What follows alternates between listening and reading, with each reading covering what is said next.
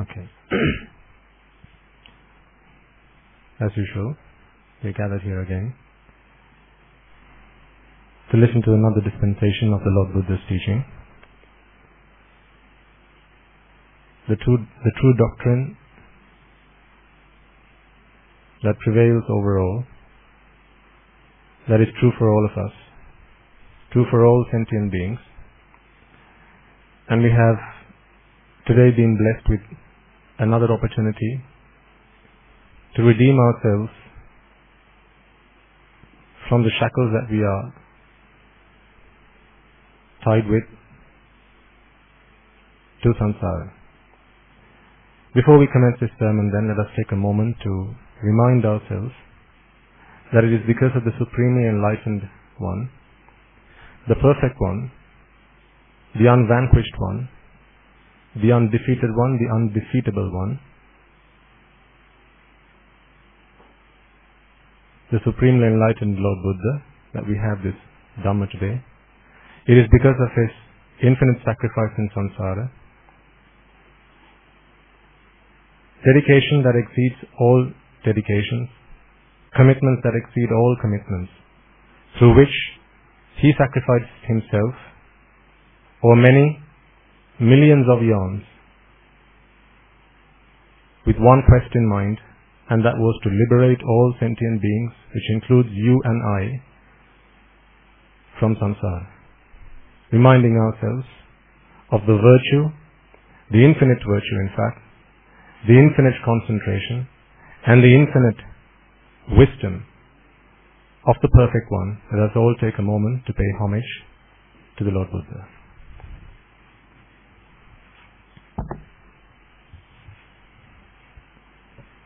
Namo tassa bhagavato arahato samma sambuddhassa. Namo tassa bhagavato arahato samma sambuddhassa. Namo tassa bhagavato arahato samma sambuddhassa. And as usual, before we commence the sermon, let us all take a moment to observe the 5 precepts, bearing in mind, as I remind you always, that we are having to observe these precepts. Let us consider this a privilege rather than a right. We are having to do this because we are still defiled with raga, dvesha, moha, these defilements which continuously, incessantly, relentlessly lead us to committing unmeritorious deeds, unwholesome deeds through thought, speech and mind, or thought, speech and action. And this is why again we are having to observe the 5 precepts. But in observing these precepts, I want you all to make a firm resolve that may this have to be the last time I have to observe these precepts. May the virtue contained within these precepts become the very fabric of my conscience, and may through the observance of these precepts I be able to have the mindset that is required in order that I can understand anicca, dukkha, anatta and liberate myself from samsara. So, with that resolve in mind, let us take a moment to observe the 5 precepts. You can all recite after me. Buddhaṃ saranang gacchāmi, Dhammaṃ saranang gacchāmi, Saṅghaṃ saranang gacchāmi,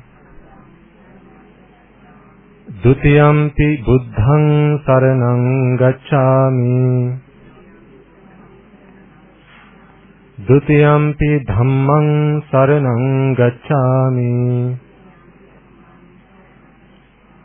Dutiyampi saṅghaṃ saranang gacchāmi, Tatiyampi buddhaṃ saranang gacchāmi, Tatiyampi dhammaṃ saranang gacchāmi, Tatiyampi saṅghaṃ saranang gacchāmi, Saranagamaṇaṃ sampunnaṃ, Panatipata veramani sikkhapadang samadhiyami. Adinnādāna veramani sikkhapadang samadhiyami. Kāmesu micchāchārā veramani sikkhapadang samadhiyami.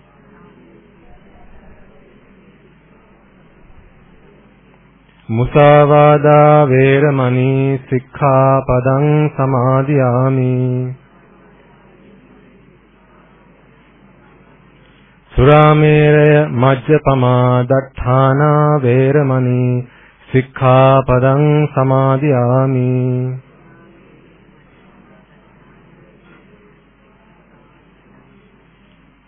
Tisaranena sadding pañcasīlaṃ dhammaṃ sādhukaṃ surakkhitāṃ khattvā appamādena sampādeta.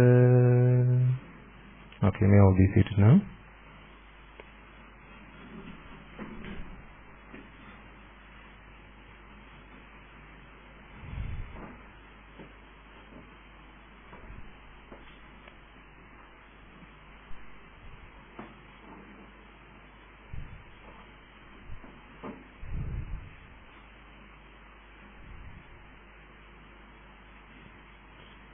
Also, before we commence, let us take a moment to invite all the devas, brahmanas, spirits, demons and the dead, our ancestors who have predeceased us, those very ancestors who will have been our mothers, fathers, brothers, uncles, aunts, sisters, nephews, grandparents, so on and so forth, those who have always been by our side, always been through us, through the tough times and difficult times of our lives, been there to help us and guide us in whichever way and shape or form that they could. However, with their death, what they bid farewell to was the Sambuddha Shasana, a human life through which they could have attained Nibbana, but alas, that opportunity has now been lost for them. You and I, we still have this opportunity because our precious lives are still with us. We have the gift of Dhamma, thanks to the Buddha, the Dhamma and the Sangha.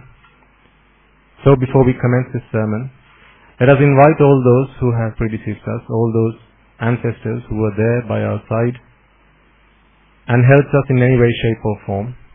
Perhaps some of them might have committed unmeritorious, unwholesome deeds on our behalf. We might have saved, or we might have been saved on those occasions, but through the demerit that they acquired, perhaps they have now been born in the woeful plains. Therefore, it is now our duty, our responsibility and our obligation to invite them to join this sermon, this occasion, to witness this meritorious deed, in order that they may rejoice in the merits that we will be generating, and may through the power of these merits they be able to redeem themselves from those woeful plains. Let us also invite devas and brahmas who eagerly look forward to listen to sermons, to listen to the Dhamma, to associate the Mahasangha, to recognize the greatest qualities of the Buddha. Let us provide them with this opportunity. Let us invite them to join us, rejoice in this meritorious deed, and also listen to this sermon. Understand the true nature of all existence, the anicca dukkha anatta nature of all existence, no matter where beings are born in this 31 realms of existence, and may they all be able to use the power of these merits to attain the supreme bliss of Nibbana. So, let us all take a moment to invite all those beings that we have just reminded. And now, as I make the invitation, I request you all to extend that invitation in your hearts and in your minds. Open your hearts, open your minds up. May they join us. May they witness meritorious deed, redeem themselves from the woeful plains, be born in the blissful plains, and may they use these merits, the wisdom that they acquire through these sermons to attain the supreme bliss of Nibbana. Samanta Chakravalesu Atra Gachantu Devata Sadhamman Munirajatsa Sunantu Sagga Mokkhadan Dhamma Savana Kalo Ayang Bhadanta Dhamma Savana Kalo Ayang Bhadanta Dhamma Savana Kalo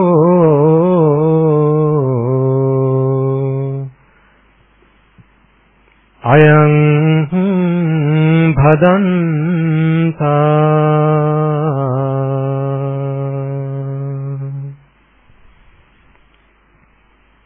And also, before we commence this sermon, let us all remind ourselves that throughout our infinitely long journey in samsara, we have not always had the privilege of associating with noble ones and moral ones. Virtually almost always, our associations have been with ignoble, immoral people, the asat purushas who defiled our minds with raga, dvesha, moha, desire, aversion and delusion, and having been blind with avidya and tanha, ignorance and attachment. Innumerable and infinite other times we may have offended the Aryas, the noble ones, the Samma Sambuddhas, the Pacheka Buddhas, the Arahata Buddhas, Anagami, Sakrudagami, Sotapannas, be they on the path or having attained the fruits.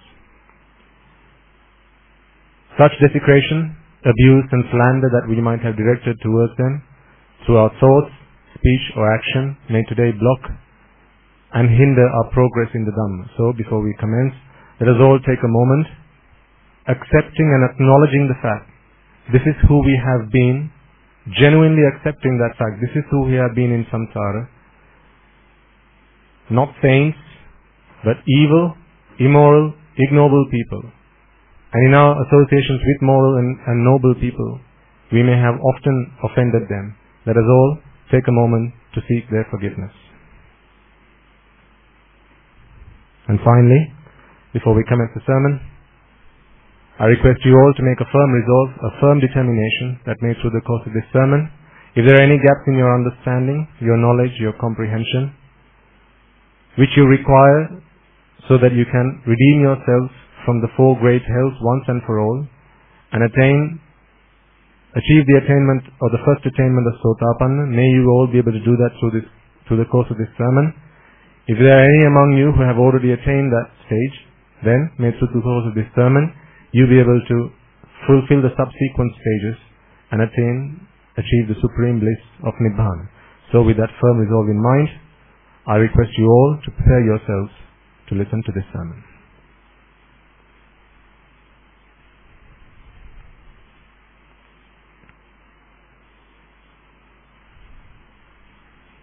Okay.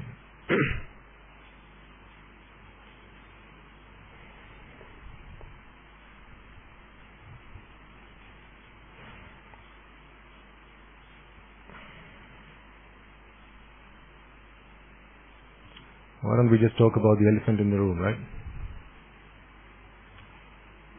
And then we can move over that after we've done that.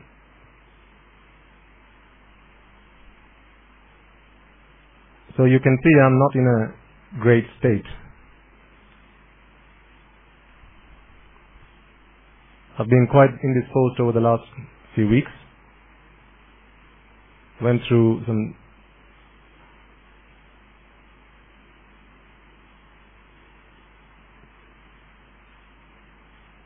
a terrible time, but slowly recovering.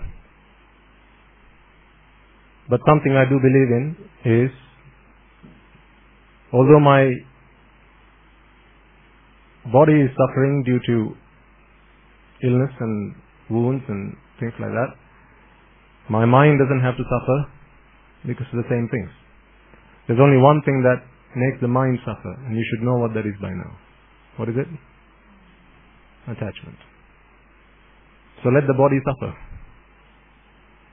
The body and mind are not one and the same, are they? No, so let the body suffer. I don't have to suffer. And it is painful to be here right now. But if you remember, I made a promise to you back when we were doing sermons at Almatiniaram. I think when we were doing our very first sermons, I promised to you that for as long as you want to listen to these sermons, for as long as there's at least one person here, and for as long as my heart's beating, I'll be here. You can decide whether you want to be here or not, but I'll be here. So I made a promise to you, and I can't break my promise, so I'm here.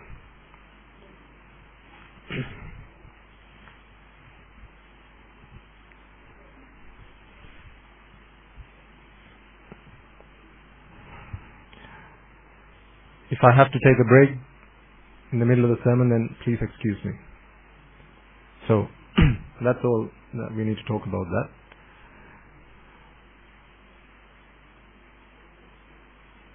Although it has been a talking point quite a lot at our monastery. And I don't let opportunities like this pass by. Because these are good opportunities for us to remind ourselves of where we are. What we've come here to do. How infinitesimal we are in the grand scheme of things. We are nothing in the grand scheme of things. Even the slightest things can knock us dead. Well, I'm not dead yet, so aren't I lucky?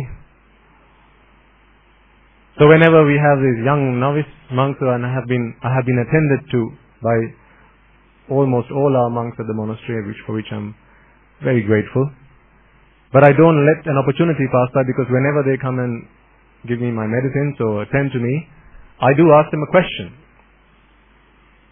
I ask them, Swami Mahansa, what do you think happened to me? Why do you think this has happened? And so they start thinking. So of course they mustn't be rude, right? Because they're talking to a local Swami Mahansa. They say, Swami Mahansa, you have to be careful when you walk about. You might cut yourself. You have to be careful. Perhaps you weren't careful enough. I said, no, you got it wrong. Try again.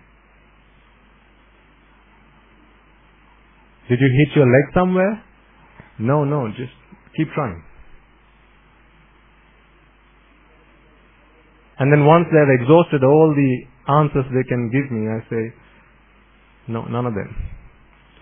The reason I'm going through this right now is because I did unmeritorious deeds. That's why. Can't you see? The Dasa Kusal and Aripavad. This is why I'm in this state today. I'm not proud to say, but that is the truth. Unmeritorious deeds and Aripavadas. Be forewarned. So I also then asked him another question. I asked them, Swami Mahansa, do you think I protect my Shiksha Pada more than you do? My precepts more than you do? So I asked these young monks. Okay? And they tell me, yes, Swami Mahansa, I think you observe your precepts and you protect them more than we do. Okay? I say, do you think that I meditate more and listen to sermons and practice the Dhamma more than you do? And they all say, yes, Swami Mahansa, we think that you do that more than we do. So they tell me this. So then I say, if that is the truth, look at me. Someone who observes the precepts and abides by those precepts and practices in the Dhamma, does their meditation, and this is what has happened to them. So what's going to happen to you? If you're telling me you don't abide by your precepts as much as I do, what if this same karma comes to you? How is it going to pay you? Are you ready? Is what I asked them.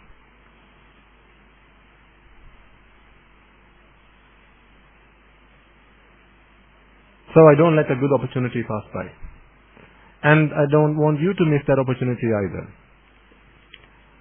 This is why I say, ladies and gentlemen, just being in robes doesn't mean the problem's being solved. For as long as we are in this samsara, we have to be accepting of all that comes our way.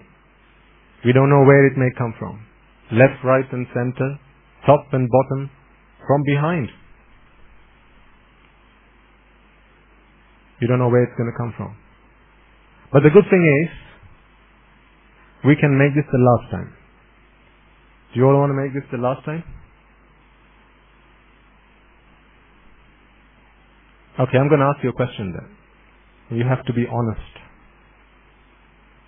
If you're not honest, then you're only fooling yourself. Put your hands up if you've ever been beaten up at school.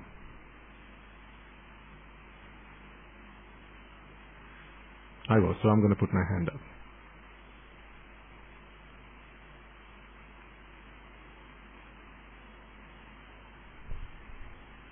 Okay. I'm going to talk to you now, Kutta. Do you remember that incident? Okay. Do you remember his name? Okay. He came to meet me. I knew you were going to put your hand up. He visited me recently.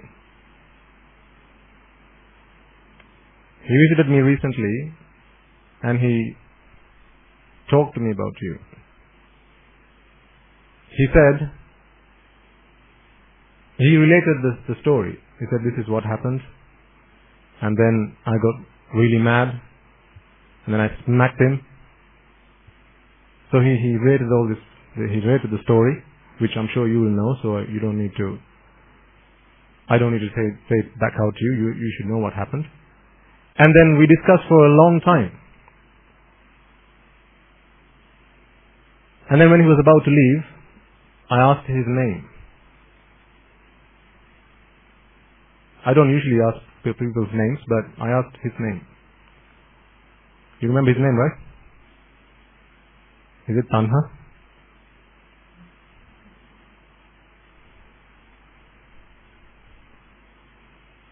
That is the name he gave. He said his name was Tanha. By the way, he wanted me to pass you a warning. He said, if he ever catches you again, he's going to beat you into a pulp. Oh, and he said he knows all of you as well.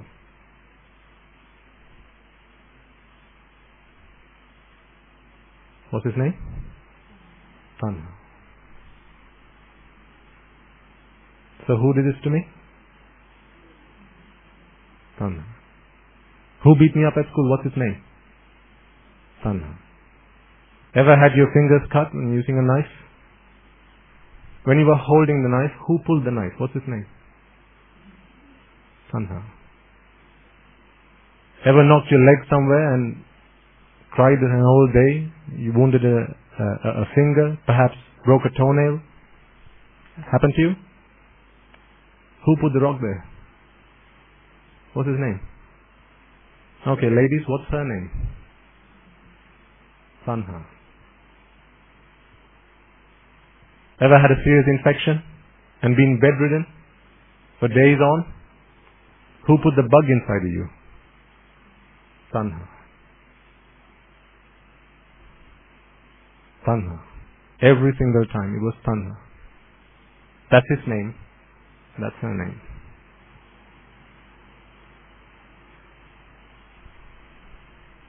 I have a big grudge with Tanha. This is what he did to me. It was he who did this to me. Every time you have suffered in your lives, ladies and gentlemen, it was because Tanha got in your way. If anyone's ever abused you, shouted at you, what's their name? Tanha. We don't have fights to pick with each other. You're all very innocent. I don't have enemies here. I don't have enemies anywhere in this world. There's only one enemy I have. And what's his name? Tanha. Every time I was hurt, a couple of years ago my grandmother died. What's the name of her murderer?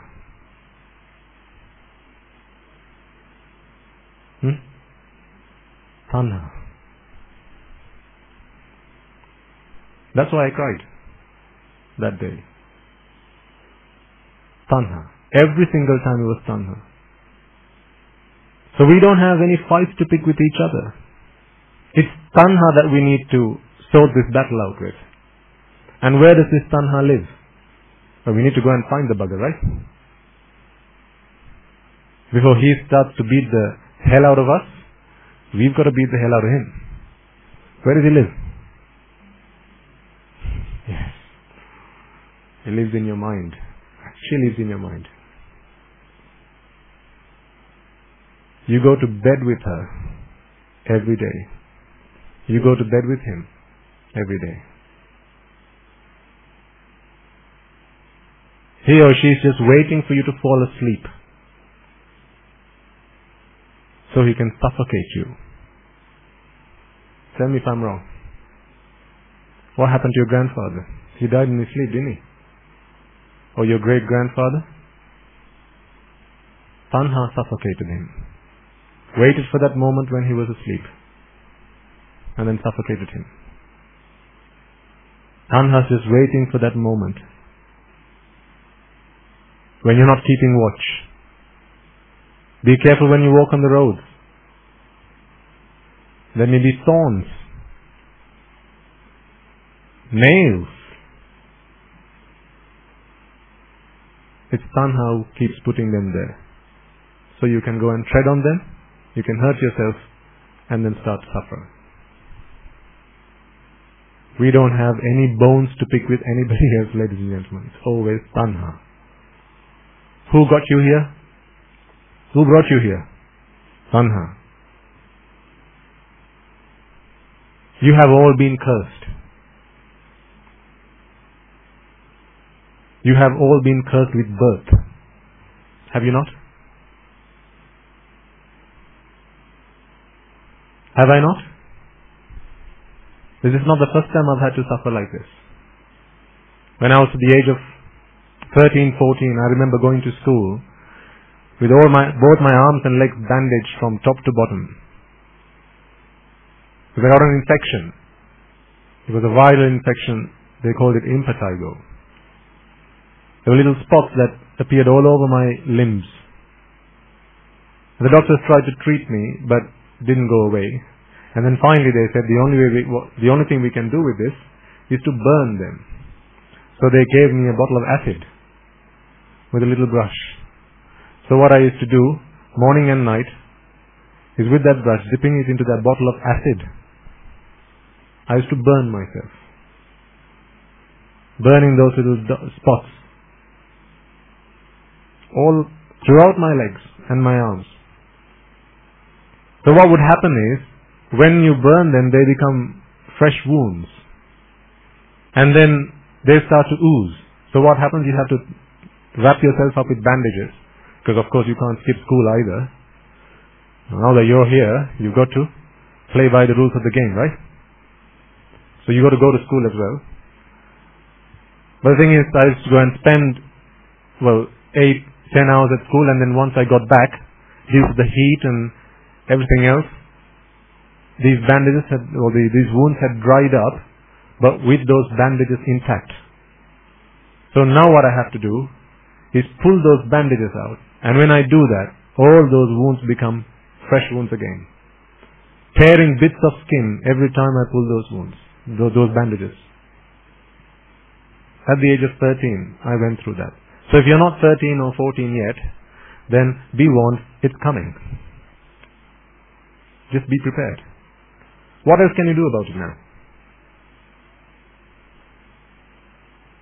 How old are you, Buddha? And you, Dua? Just wait. It's coming. What can you do about it now? Nothing. You've been cursed. Now you have to suffer. Whatever comes your way, you just have to embrace and accept. Nothing you can do about it. I went through that treatment for a whole year before I was fully recovered. But hey, countless are the times when we've all been through things like that. How many times have you bitten your tongue trying to eat something up? That was fun, wasn't it? Did you sing a song when that happened? Yeah, a rude one.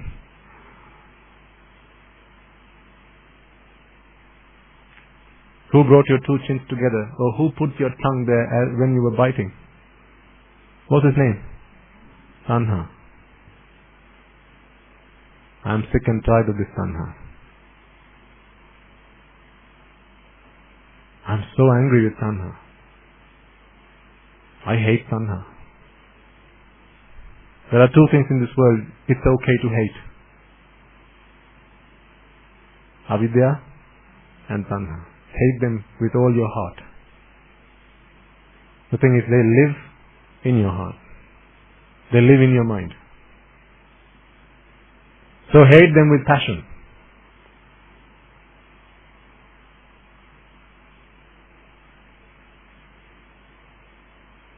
Every time you cried, every time you wept, every time you lamented, every time you were bedridden with bed sores, every time you nearly missed a heart attack or just survived a heart attack, every time you got splitting headaches, every time you got griping stomach aches, every time you wanted to go to the toilet but couldn't. Remember sitting on the pan? Trying to, but not going? Was that fun? He was Tanha all along. No one else to blame. If anyone ever hit you, his name's Tanha. Her name was Tanha. Anyone ever scolded you, his or her name was always Tanha. So deal with it. Fight back. It's time to retaliate.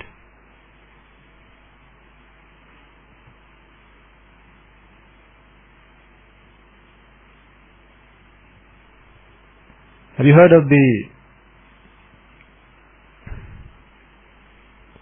Anamatagga Sanyukta? There's a discourse, there's a Sanyukta in the Tripitaka. And there's a discourse called I think it's called Tinnattaka, which is discourse number 1 in the Anamatagga Sanyukta. It's quite fascinating. The Buddha gives a simile, or rather a metaphor, to describe how long we've all come in samsara. He says, monks, if you were to travel the entire world and collect every blade of grass there ever is, every tree from every leaf there ever is, you can ever find, every little twig from every tree, every branch from every tree, collect them all, pile them up, and once you've done that, chop them all up into bits which are only 4 inches long, and then line them up one after the other. So you have twigs, you have grass, you have leaves, you have branches, all these things. And then as you line them up, here's what you got to think. First bit, my mother. Piece number 2, my mother's mother. Piece number 3, my mother's mother's mother. Or rather, my mother, my grandmother, my great-grandmother, my great-great-grandmother, my great-great-great-grandmother. You get the idea, right? He says, if you engage yourself in this process, you're going to run out of twigs and grass and leaves and all those bits that you chopped up but you will still have mothers of mothers left to count.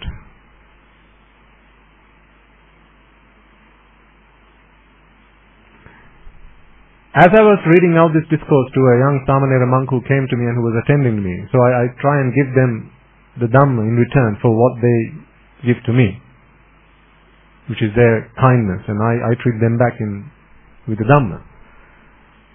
Something else came to mind.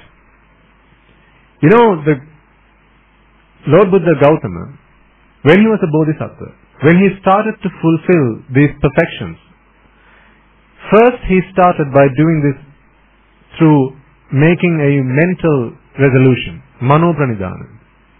And then he started to make a verbal affirmation. I'm going to become a Buddha. He used to say this out to other people. I'm going to become a Buddha. I will do this. And then later on he started to practice through body. So through mind, speech and action. Mano pranidhana, vachi pranidhana, kaya pranidhana. He fulfilled the perfections.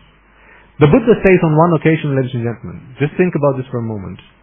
He says, at the flash of a second, he looks back at this journey that he made, filling these perfections, and he said, I have come past 512,000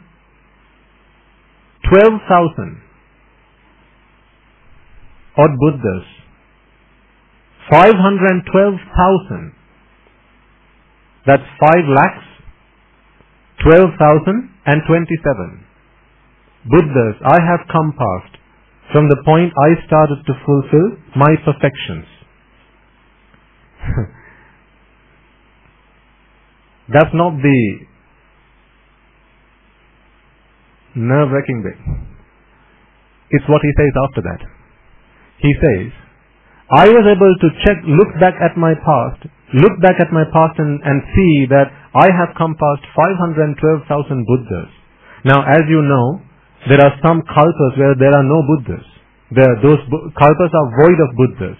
We live in a Bhadra kalpa, in which we have the advent of 5 Buddhas. We have already gone through 4. There's going to be one more, and that's Maitri Buddha. So this is a Bhadra kalpa. But for every kalpa that there is a Buddha, there are many hundreds of thousands of kalpas where there are no Buddhas. And for those for those of you who don't remember how long a kalpa is, or an eon is, the Buddha again offers a simile as well. He says, if you were to take mustard seeds, how big is a mustard seed? It's tiny, right? If you were to take mustard seeds and fill a large container, how large is it? 16 miles long, tall and wide. So length, width and breadth, 16 miles in each direction. And you fill it up with mustard seeds, not footballs, mustard seeds. And then, once every 100 years, someone comes along and removes one mustard seed from that box, from that container. He says, this man will have removed all these mustard seeds, but a kalpa will have not yet expired. An eon has not yet expired, will not have yet expired. That's how long one eon is. So imagine, if there are many hundreds of thousands of eons where there are no Buddhas, can you imagine how much the Buddha's power might have been to look back at the flash of a second and say, I've come past 512,000 Buddhas. When the majority of eons are eons which are void of Buddhas. That's also not the awe-inspiring bit. It's what he says after that. He says, monks, that's how long I start to fulfill my perfection. But I can't look at any of you that's sitting in front of me, look back at your past and tell you when you started this journey in samsara. If he was able to look back 512,000 Buddhas and the time that it took for them to come into this world, in the flash of a second, in 2 flashes, how many years would he have been able to look back? 10,100,000. And then in 3, 1,500,000. In 4, 20,100,000. So what? Did he not have the time to do that? So here's a supreme Buddha who's looking at you and I, and he's saying, no matter how far back I look, I could take an hour and look. I still can't see when you started this journey in samsara. Can you imagine how long we've come in this journey?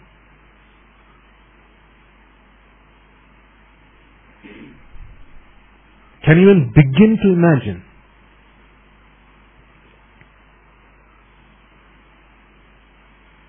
And then he says finally, every time you came into samsara, whether as a human, a non-human, so that's a preta, an amanusha, or a deva, or most of the time, in the 4 great hells.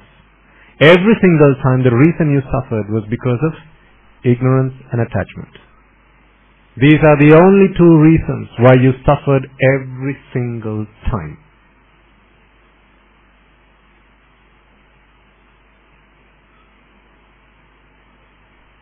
How many times might you have mourned the death of your mothers in samsara? How many times might you have mourned the death of your father in samsara? You remember how tough it was this time round, wasn't it? Can't you? When you had to say goodbye to your mother, your father? This time round? Well, how many times have you done it now? Infinite number of times. And are you telling me you're still okay with that? This time round we all have an opportunity to put a stop to this. Avidya and Tanha are standing behind your back. I don't know if you can see them. I can see them behind each of you. There's ignorance on your left, behind your left shoulder. There's attachment behind your right shoulder. Just waiting to stab you. If you walk towards somewhere there's a bit of somewhere where it's slippery, they're just waiting to pull your leg. So you fall. Break a neck, break your back. Just waiting for that opportunity. Are you okay with that? Then it's time to fight back. So what is it why do we then still keep going to bed with ignorance and attachment? Why do we keep going to bed with avidya and tanha?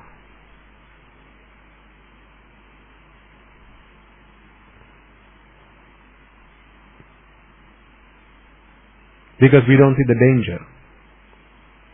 We haven't seen how much they can do to us. We haven't still seen their full potential. That's why. This is why every sermon we continue to talk about ignorance and attachment. What else is there that we need to talk about? This is my question to you. If it's ignorance and attachment that has brought you suffering every single time, what else do we have to talk about?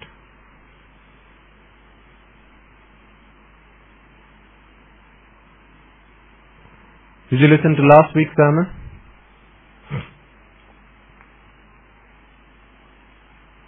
It was streamed on YouTube, I think.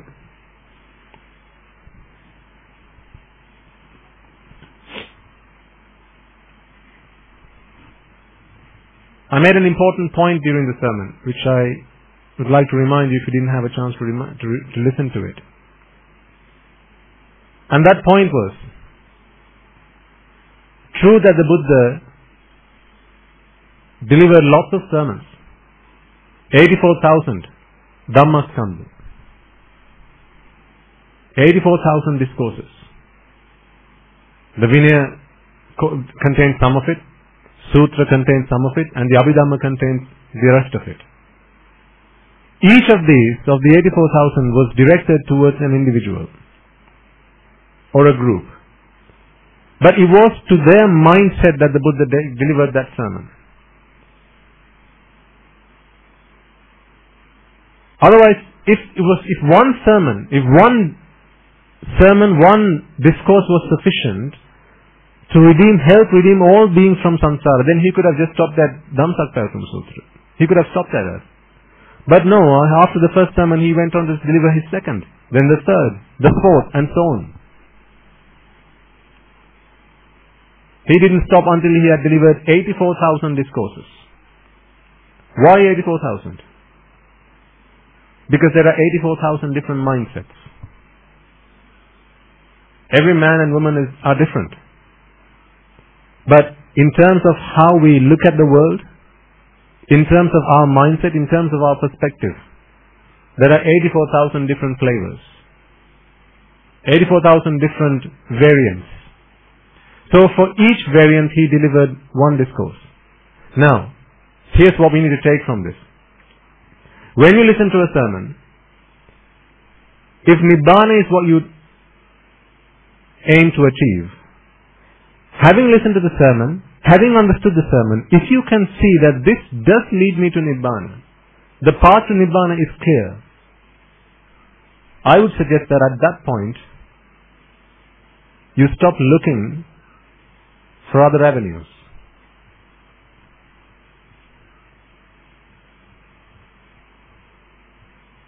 When have you seen in the Tripitaka where a monk or any person that has taken an instruction from the Buddha delivers a sermon and the monk goes, okay, that's all great, what else do you know? When does a monk ever ask the Buddha that question? What else do you know? Tell me, what else do you know? Yes, I understand that sermon, give me another one. Have you ever heard of a monk do that? No, if he were to do that, then he's going to get told off by the Buddha. Don't come and ask me for more. I've given you what you need. Now go and practice. That's what he said. So likewise, when you have listened to a sermon, ladies and gentlemen, and everybody here I'm saying, once you have listened to a doctrine, and it's clear to you that this does lead me to Nibbana, Raga ke, Dvesha ke, Moha ke, this is the path to rid myself of all types of vexation. If that becomes clear to you at one point, then I would suggest stop looking for other paths. Because you have just discovered your path to Nibbana. That is the discourse that the Buddha gave for your mindset. That's why that made sense to you. Because if it didn't make sense to you, then that's not the discourse that was given to you. But alas, you've been cursed again. Wanting to know, wanting to find out.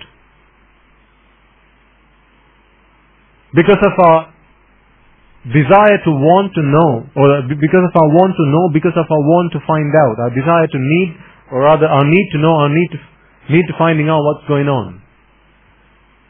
You don't stop your quest of trying to find out new paths to go to Nibbana. You only need one. All of the other paths were for different mentalities, different mindsets. If one has made sense to you, then that was the discourse that the Buddha gave for you, for your liberation. Then walk the path. That's all you ought to do. Not look for another one. Because if you go looking for another one, you're wasting precious time.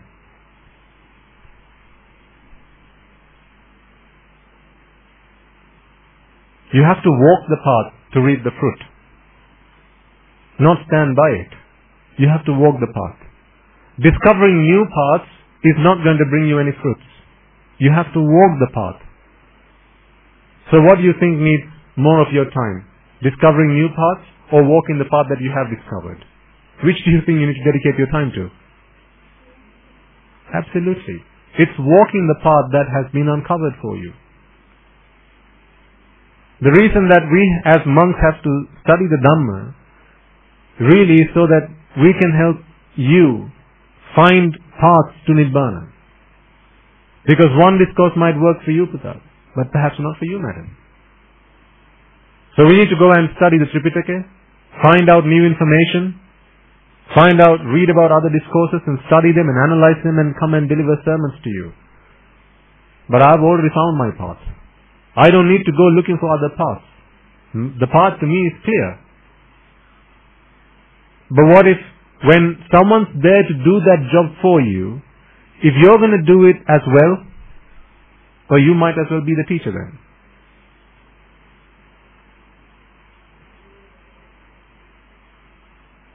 This is not to say don't go read the Tripitaka, by the way. It's okay. But what I'm saying is,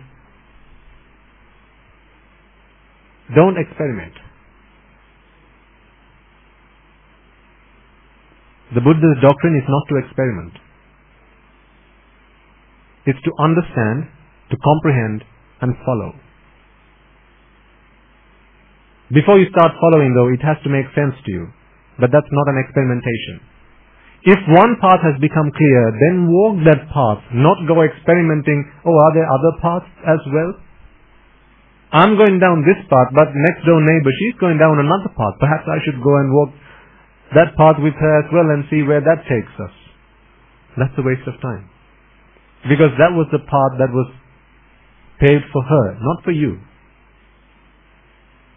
So if a path has become clear, then walk that path.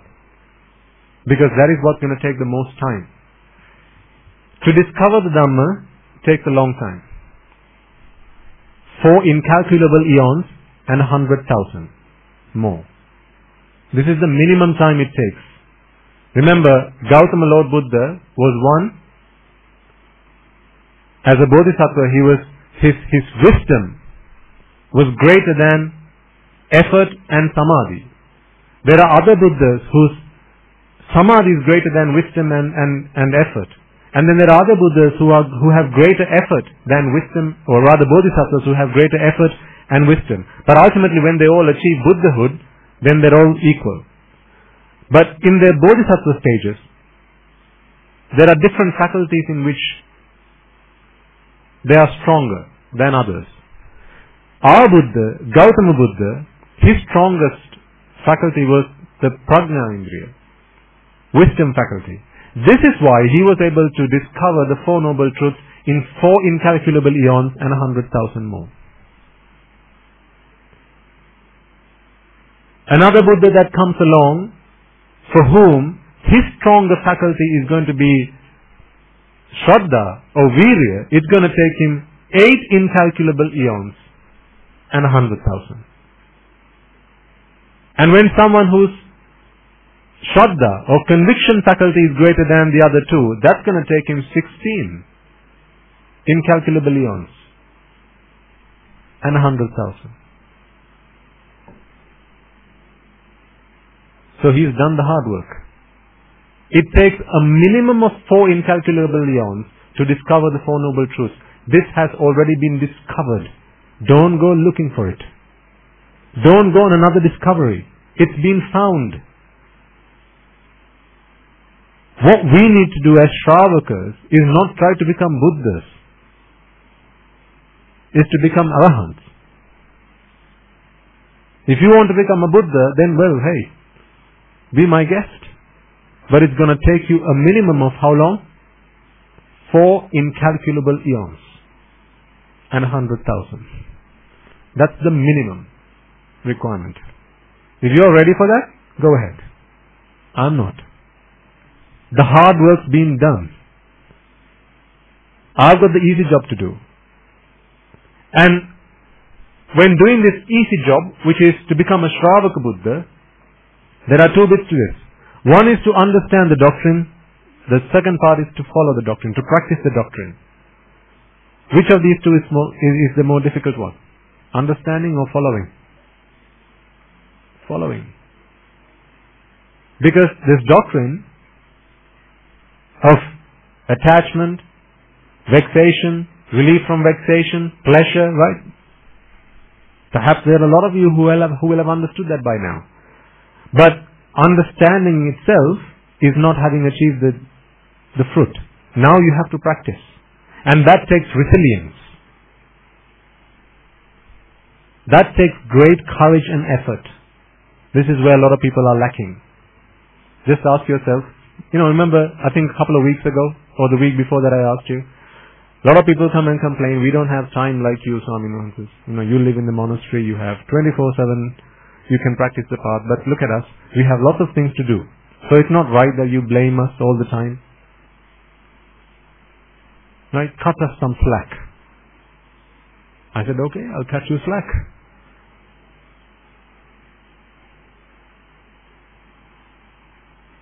So they say, I have my job to do, I have my children to feed, I have the dishes to wash, I have my clothes to wash, I have to wash the car, I have to do this, I have to service my car, MOT the car, this, that and the other. I said, okay. So you never watch TV then, do you? Oh yeah, I do that sometimes as well. So what about that time then? Which of these has become the bigger concern to you? Watching TV or attaining Nibbana? If you are watching TV for the sake of pleasure, and you have understood that there is no pleasure to be found in watching TV, then what do you think you're supposed to do now? Yes, even he understands it. You want me to cut you some slack, Buddha?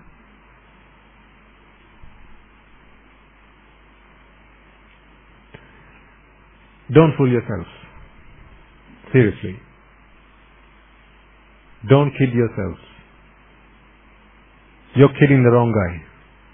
If you're kidding yourself, you're kidding the wrong guy. You're fooling the wrong guy. Kid anyone else, fool anyone else you want, but don't fool yourself. Because once you fool yourself, there is no refuge for you. If you are someone who always comes up with excuses for why you can't practice the path, you're just kidding yourself. I'm not going to lose. Are you going to lose out, madam, if I kid myself? No. If I'm fooling myself, are you going to lose out, Buddha? No. Only you are going to lose out if you kid yourself. How badly do you want to do this? Is my question to you. This is a war.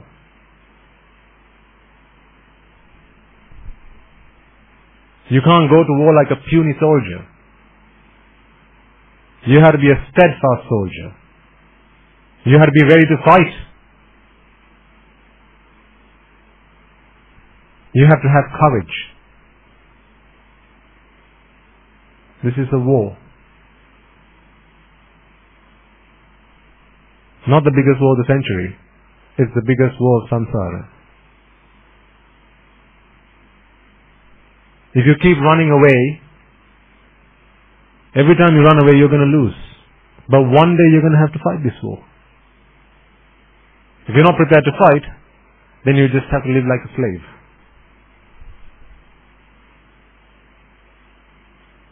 Are you prepared to be slaves? Well, you are already. You don't have to prepare. You are already slaves. Slaves to what? Ignorance, and attachment. Slaves.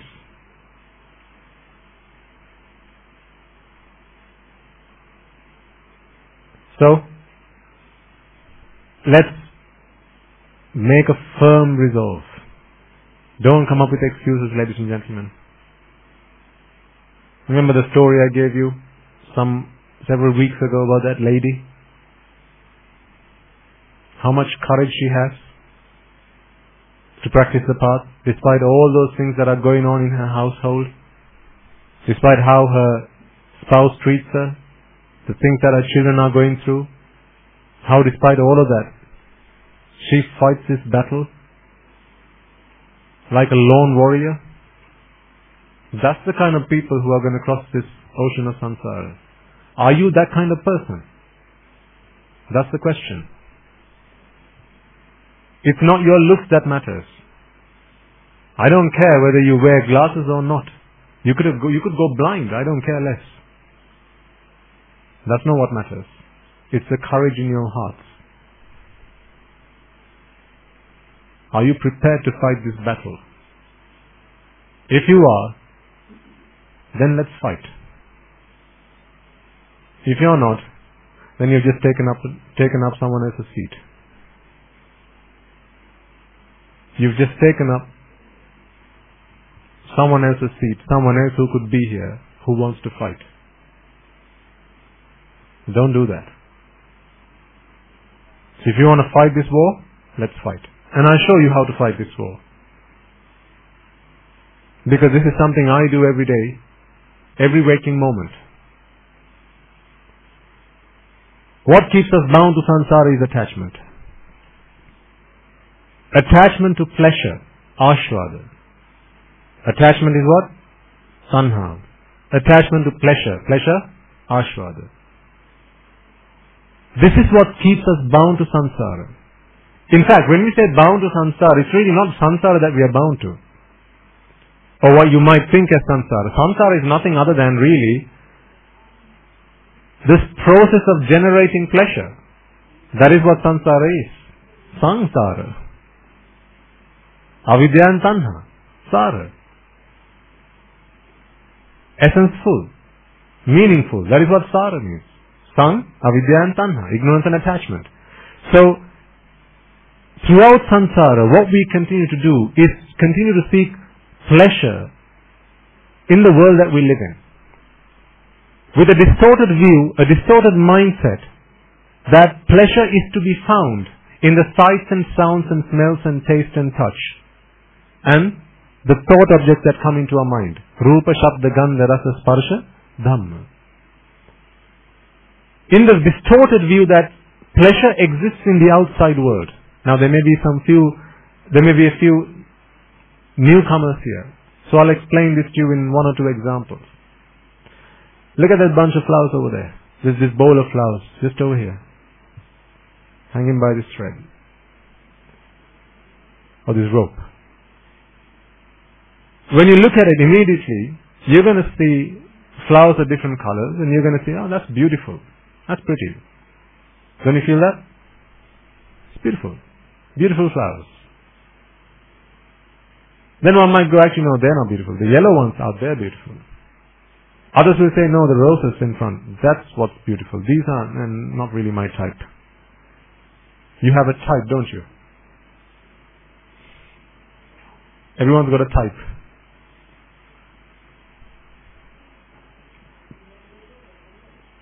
So when you see beauty in the outside world, this beauty you want to bring to your inside world.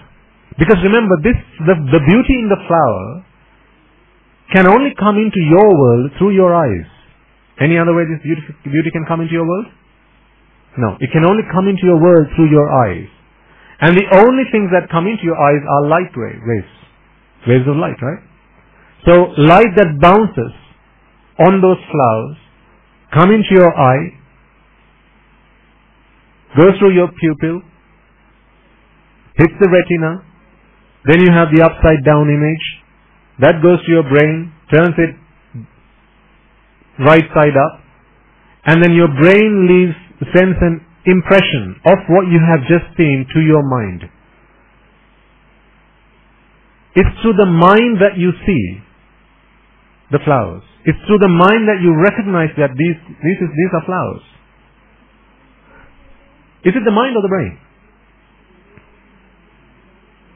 It's the mind. It's the mind. It's the mind through which you learn that these are flowers. You begin to see the beauty in flowers. It's through the mind you do all this. So when you can see beauty in a flower, and your mind then says, hey, that's beautiful.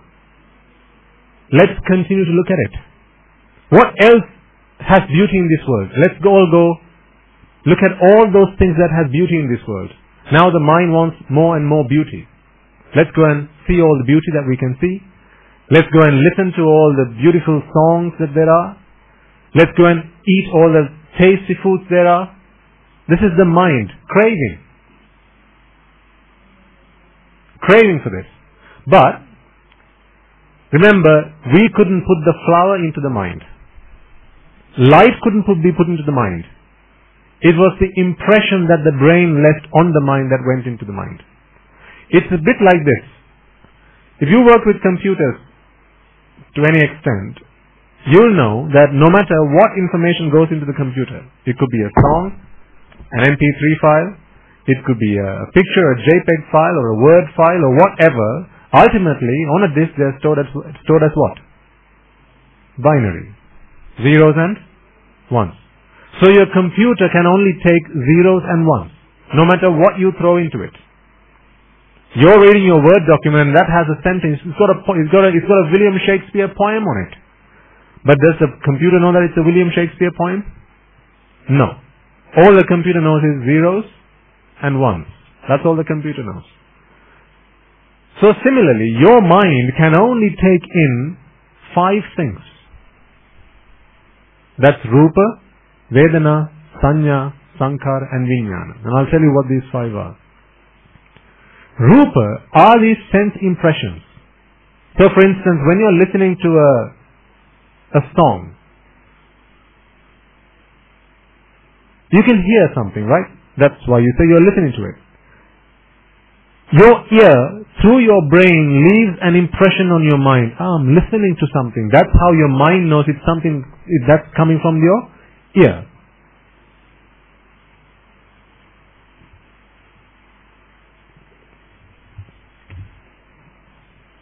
Should we fix the lever?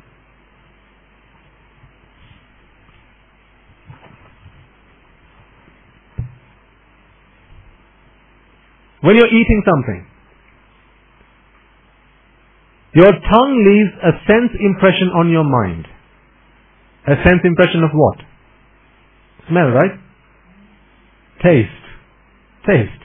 This is how your mind knows, I have just received something from the tongue. This is the taste. Is there anything in this world that you know of that is not one of these 6? Or one of these 5, let's say. Sight, sound, smell, taste, touch. Do you know of anything that's not one of these 5? Do you know of anything that's not one of these 5? I'll add the 6, which is Dhamma, which are thoughts that come into the mind. Because one might say, well, what about love? But now you know love has a color, don't you? We talked about this a couple of weeks ago. Why love has a color. And how you've all been fooled. We've all been fooled.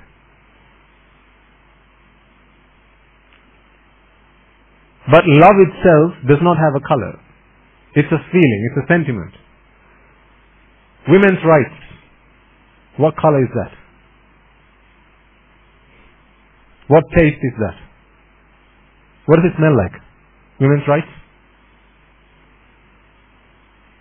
No, it doesn't have a smell.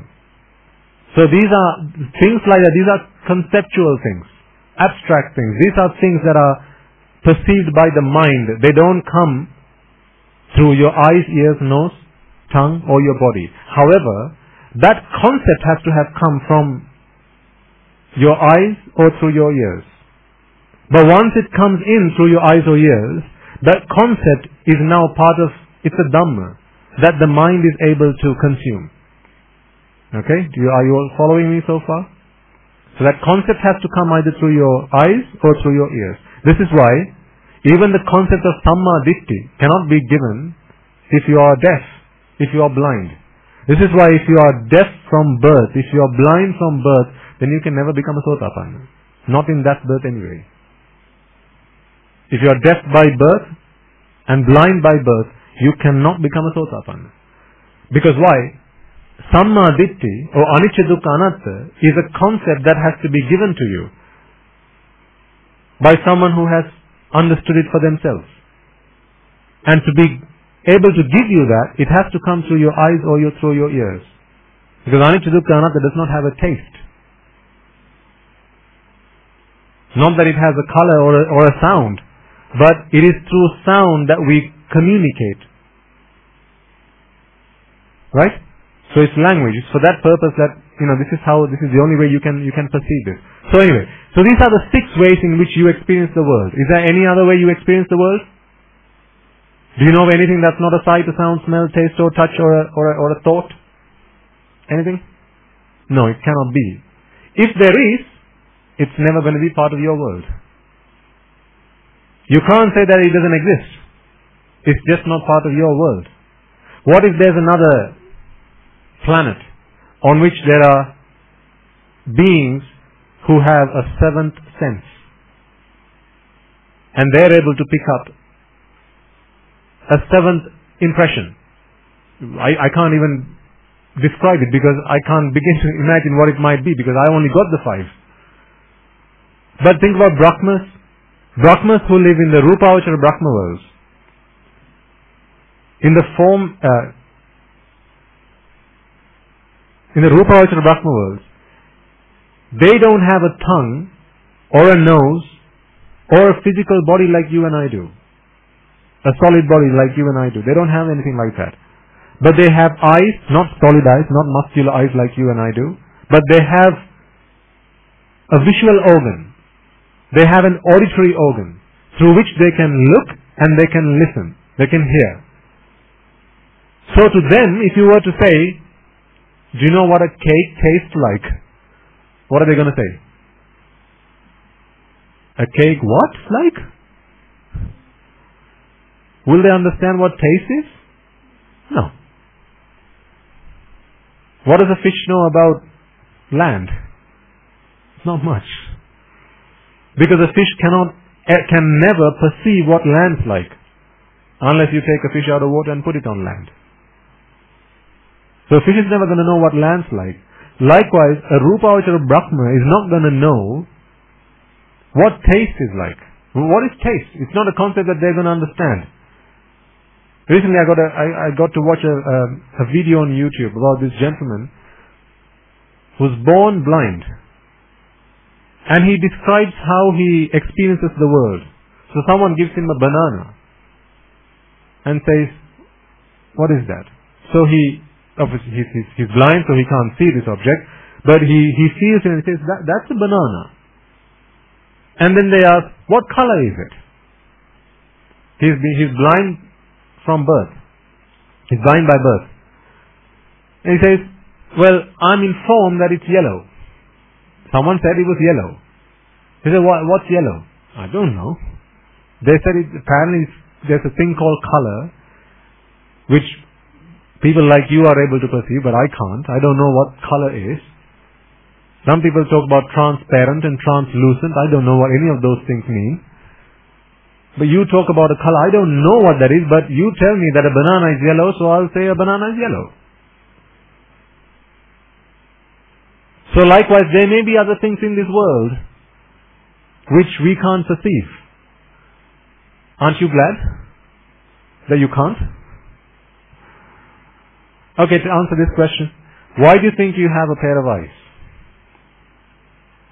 Is it a blessing? People think that. It's a blessing. The reason you have a pair of eyes is because you're vexing. You're vexing to look at sights. In your last birth, the last thought you had was a thought that was vexing to look at sights.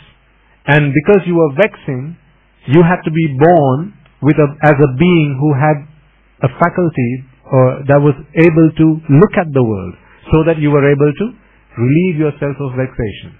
That's why you have a pair of eyes. It's not a gift. It's not a blessing. I'm ashamed that I have a pair of eyes. I'm ashamed that I have a pair of ears. I'm ashamed that I have a tongue that can taste. You're probably thinking, he's gone mad. Do you understand the point I'm trying to bring across to you? The reason that we have these 5 faculties, eyes, ears, nose, tongue, and this sensation of touch is because we are vexing. We are vexing to know what the outside world is like. Remember the beetle leaf story. When I say beetle leaf and you ask me what is that? What if you didn't have eyes and I said, look, it's one of these. And you go, what do you mean? These, can't you see? What do you mean see? Now you're going to be vexing. He said see, what does that mean? Is that something I should be able to do but I can't? And you go ask your friends, hey, can you see? I can see, can't you? Now you're going to be vexing. Someone else can see, you can't see. How do you feel? Why are you okay with the fact that you can't fly? Because no one else can fly. The day you see another man with wings and start to fly, what are you all going to do? Go get plastic surgery. Why? Get a pair of wings so you can all fly. When someone else is able to do something but that I can't, now vexation. So eyes, ears, nose, tongue and this sensation of touch, all these organs we have received to relieve ourselves of vexation. We should not be proud about it.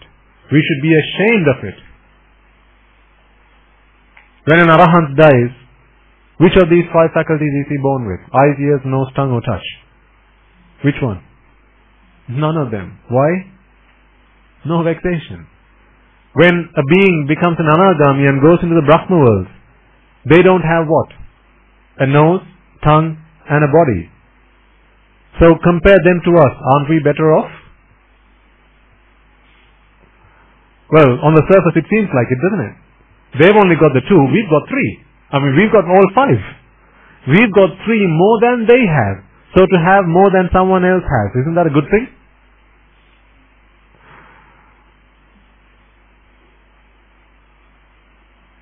Just think about it. So a Brahma an Anagami Brahma, he or she doesn't, well, they don't have he or she's there.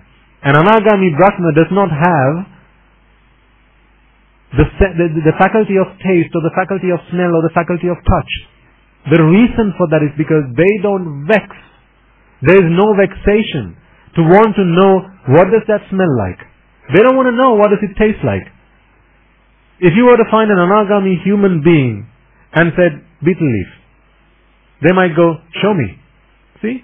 What does it smell? What does it sound like? This is how it sounds like. Okay. Are they going to ask, what does it smell like? No, they're not going to want to know. Are they going to ask, what does it taste like? No, they're not going to want to know. What does it feel like? They're not going to want to know. They have no desire, there's no craving to know what does it smell like, what does it feel like, what does it taste like. But those beings who are still members of the sensual world, the karma world, for us, we want to know all of it. What does it taste? What does it look like? What does it smell like? What does it sound like? What does it taste like? What does it feel like? So the reason that we want to know what all this is like is because we believe that they have pleasure. Sight has pleasure. Beautiful flowers. Flowers, beauty is part of the flower, is it not?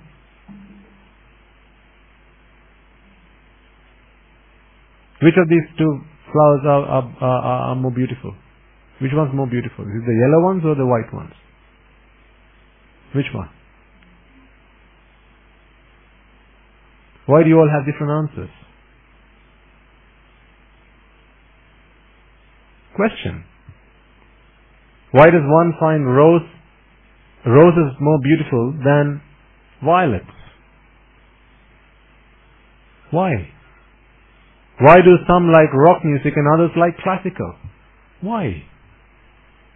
Because if beauty is in the object, if beauty is in the sight, if beauty is in the sound, then we should all feel the same about that sight, that particular sound, that particular taste. Then we should all like chocolate eclairs. But not everyone does. We should all like strawberry cake. But not everyone does.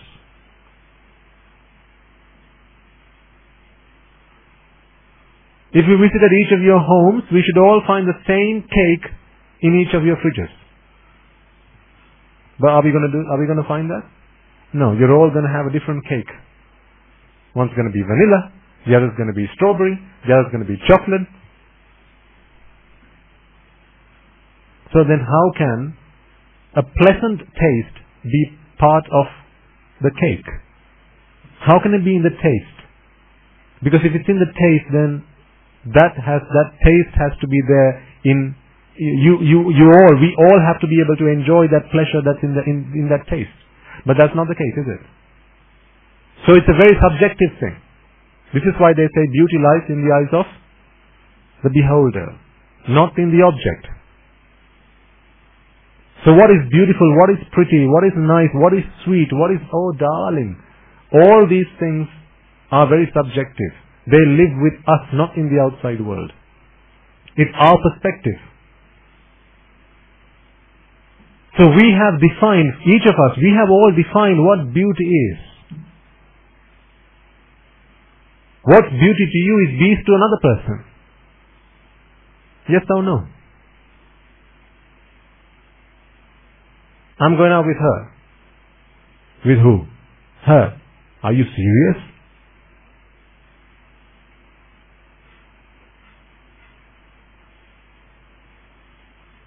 Why? Look at her. She's gorgeous. I don't think so. Why? So how is gorgeous then something that's in the figure? Which part of a girl is gorgeous? Which bit? Is it the hair? Is it the skin? Is it the nose? Is it the ear or the earlobes? Which tooth is the gorgeous tooth? Because if gorgeous is in the lips, then what you have to do is chop the lips off, and then now you have gorgeous. Take it home with you. It's not there, it's not in the object. So what is it then? This is the question. So you should know this by now if you've been listening to sermons for a while. When someone puts this view into our mind, they plant the seed of ignorance. Or rather, they plant this seed that a certain thing, a certain object has pleasure in it. Ashwada is in the rupa. Ashwada is in the shabda, in the gandha, rasa, sparsha, or sight, sound, smell, taste and touch. Pleasure is in the sight. Pleasure is in the sound. Pleasure is in the taste. When we are of that belief, what we do is we go and seek that pleasure, to bring that pleasure into our worlds. Because where has pleasure got to be? Out there or in here? In here, not out there. So if pleasure's out there, then what we have to do, what is our quest in life? Bring pleasure inwards. Why do you do jobs? Answer that question. To do what to pleasure? Why do you all work so hard? To bring the outside pleasure inside. Yes or no?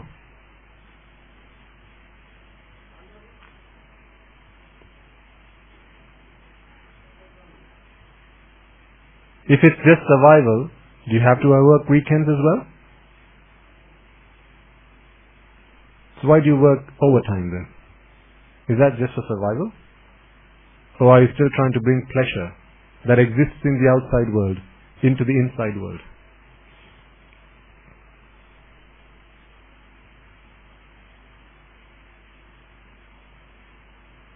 How long have you been doing this?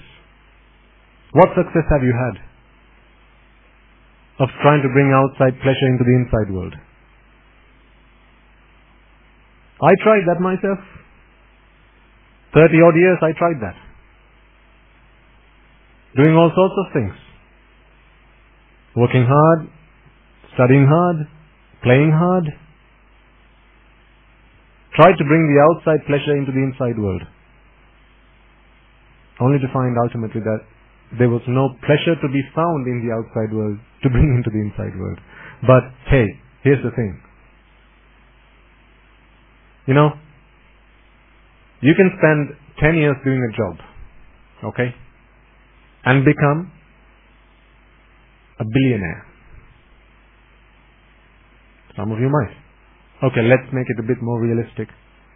Let's say become a millionaire, 10 years in a job and become a millionaire.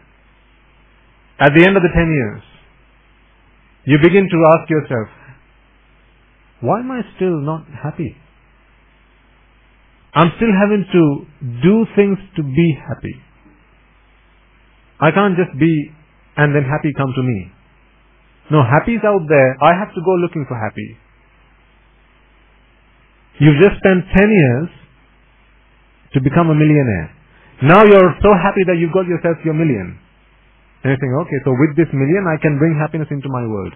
Eventually, you get to listen to a sermon and you realize that actually happiness was never in the outside world. Now, I challenge you, I dare you, go and give the million back to your company and ask for those 10 years. Go and speak to your boss and say, hey boss, I just realized that these 10 years I've been working for you. I've been earning money to bring pleasure into my world, but pleasure is not in the outside world. So, here's your million. Can I have my 10 years back, please? What's he going to say?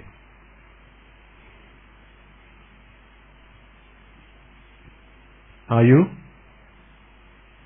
mad?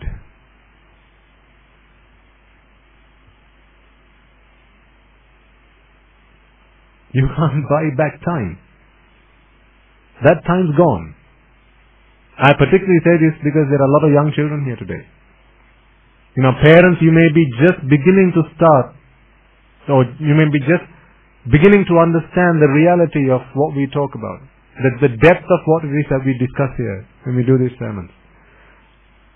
But for your children, perhaps you already still, you still build those dreams, palaces in which you want to see them become kings and queens.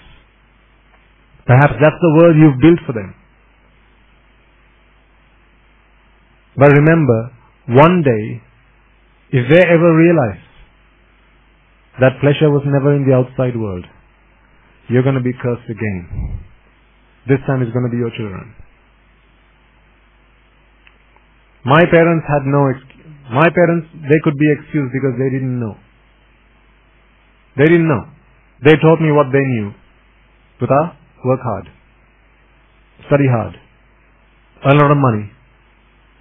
Go and be a rich man, be a powerful man, be a successful man, and you'll be happy. That's what they learned from their parents, and that is what they taught me. But you have no excuse. Sorry, you shouldn't have come along to this service. Now you can't deny. Now you know that pleasure is not in the outside world. What do you need money to buy? Inside world or the outside world? You need to buy the outside world. You need money to buy the outside world. Why do you buy the outside world? What do you mean? What do I mean by outside world? Let's break it down in simple terms for those who this might be new. What do I mean by the outside world? Cars, houses, right? What else? Things you like to eat, TV, flowers, toys, right? All these things, they're all part of your jewelry. All these things are things you buy from the outside world. So this is what you need money for. I don't deny you need money to eat, sleep, treat yourself when you're ill, and clothe yourself. These are the 4 requisites which are true just for me as much as it is for you. So I need to be fed daily. I need to be clothed, I need to be washed, and I need to be treated when I fall ill. So there's no difference there between you and I. But I don't do a job now because I have stopped buying the outside world for anything beyond that. Okay, answer this question. Are you willing to bring me alms, or are you willing to make donations to this monastery if what I want to do is watch TV all day?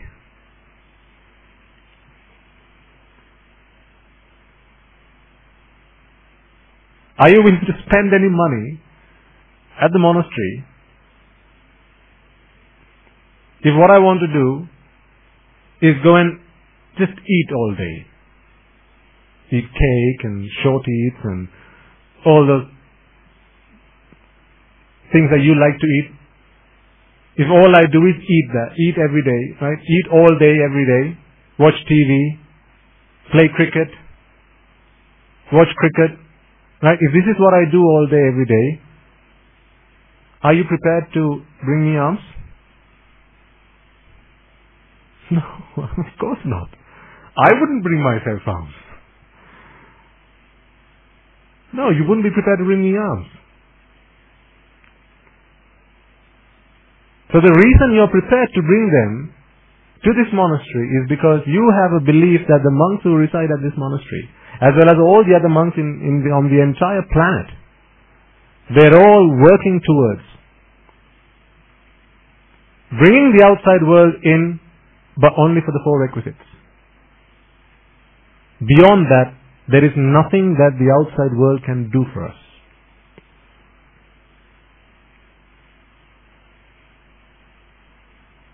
When sights don't have pleasure, what good is for me to watch a TV? Tell me. What can I gain by watching TV? If TV has only sights and sights and sounds don't have pleasure in them, what can I gain by watching TV? Is there anything for me to gain by watching TV? Does it fill my stomach? Does it quench my thirst when I watch TV? Do I get a robe around my body when I watch TV? No. None of these things. So what does watching TV bring me? Absolutely nothing. All it does really is just put drushti into my mind. Distorted views about the world. Because the TV is part of the world. So, what does the world do? Continue to advertise the world. Come and enjoy the world. That's what the TV says. Isn't that what your TV says at home? TV say at home? Come and enjoy the world. There's a beautiful world out there. Come and enjoy. Okay, now maybe you only listen to Buddhist channels. Perhaps. But all the other channels? Of the 100 channels that you can watch on a pay package, how many channels actually tell you that the world is not worth living in? Versus those that say, no, this is the best place to be. Aren't you glad you're here? Let's enjoy. Isn't that what TV tells you? Isn't that what your mobile phone tells you? Isn't that what Facebook tells you? Half the time? More than half the time. Isn't that what the internet tells you? I'm not saying there's something wrong with the internet. Because the internet can be used for good things. Like spreading this Dhamma. How do people get to listen to these sermons if not for the internet?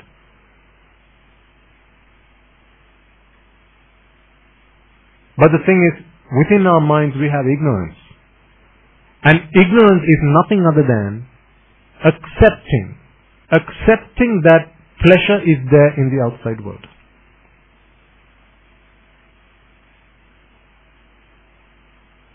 When you are prepared to accept that pleasure is there in the outside world, now you have to go and buy bits of the outside world. Can we not switch on the fan?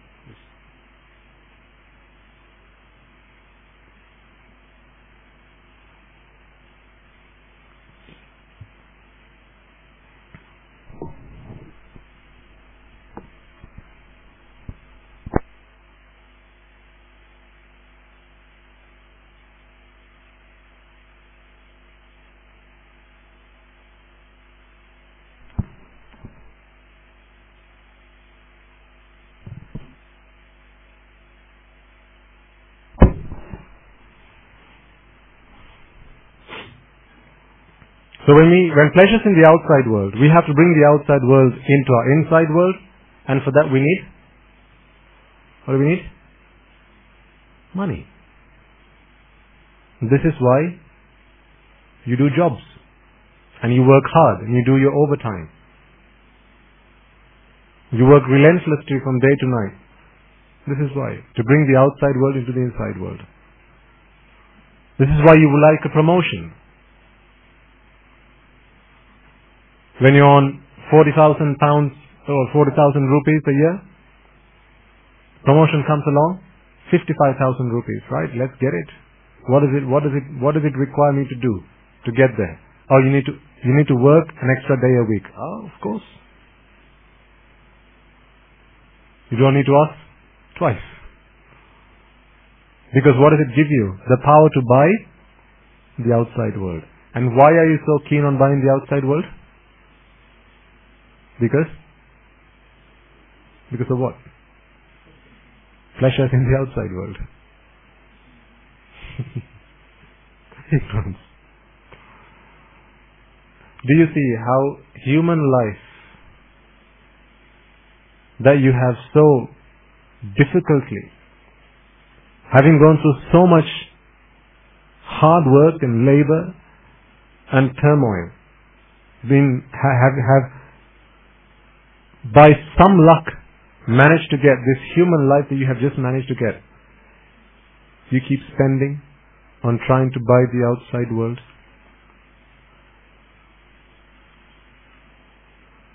Where did you spend most of your life? Think about it seriously. Was it at home? Or was it at school and the workplace? Time to think. Most of your meaningful life, right? The last part of your life, well, they don't want you at work anyway, so they kick you out with a retirement package. But most of your viable life with which you can do something for yourself, where did you spend it? From the age of 5 and 6, where did you spend your life? At school and the office, at the workplace. Because the world said, you have to buy bits of the outside world. To buy bits of the outside world, you have to earn money. To earn money, you have to study.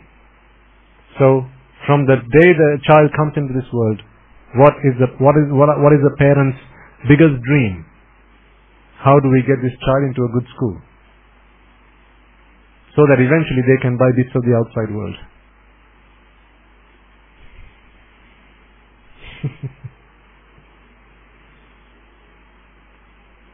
Human life. Human life.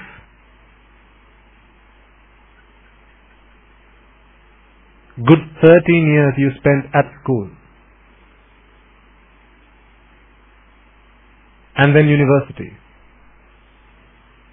I mean, who goes to school because they like to go to school? People go to school because they have to go to school.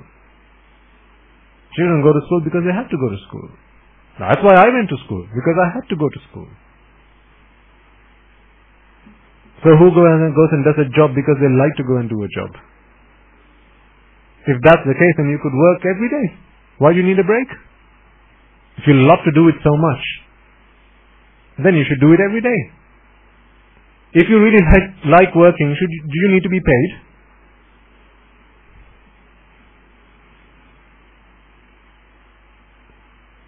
When you volunteer for something, right? Do you volunteer because someone forced you to, or because you like to do it? You like to do it. Is that why you get paid to volunteer? No, you don't get paid to volunteer. Why don't you get paid to volunteer? Because you do it out of your own volition. You like to do it. You enjoy doing it. This is why you don't get paid. If that's the case, then why do you get paid to work? You don't like the work. You like the dosh that comes at the end of it. You like the money that comes at the end of it. That's what you like. But why do you need the money? So you can sleep in it? So you can fry it and eat it? No, why do you like the money? To buy bits of the outside world. Why do you like to buy bits of the outside world? Because there's pleasure in the outside world. Rotten to the core, don't you think? This whole system is rotten to the core. It's like living in the Matrix. Have you watched the Matrix? You're all living in one. You've all been plugged into this Matrix. No freedom to think. What should I be doing right now? No, you don't have the time to think about that. Why? Bell. School. Such a fast life. They've taken away your power to think. That's why everything's now pre-programmed.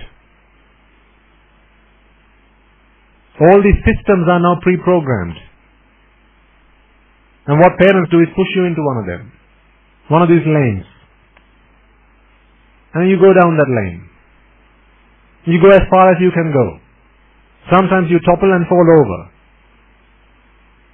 Then you decide, no, that lane's not for me. Let me go pick another lane. Then you go and choose another lane. And then you start running on that.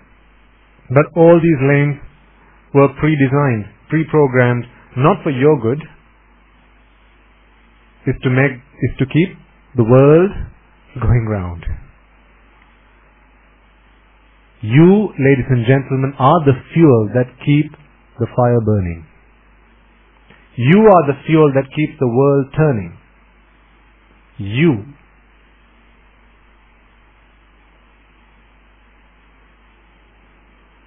How does that make you feel? Yay, I'm such an important man. I keep the world turning. Is that how you feel?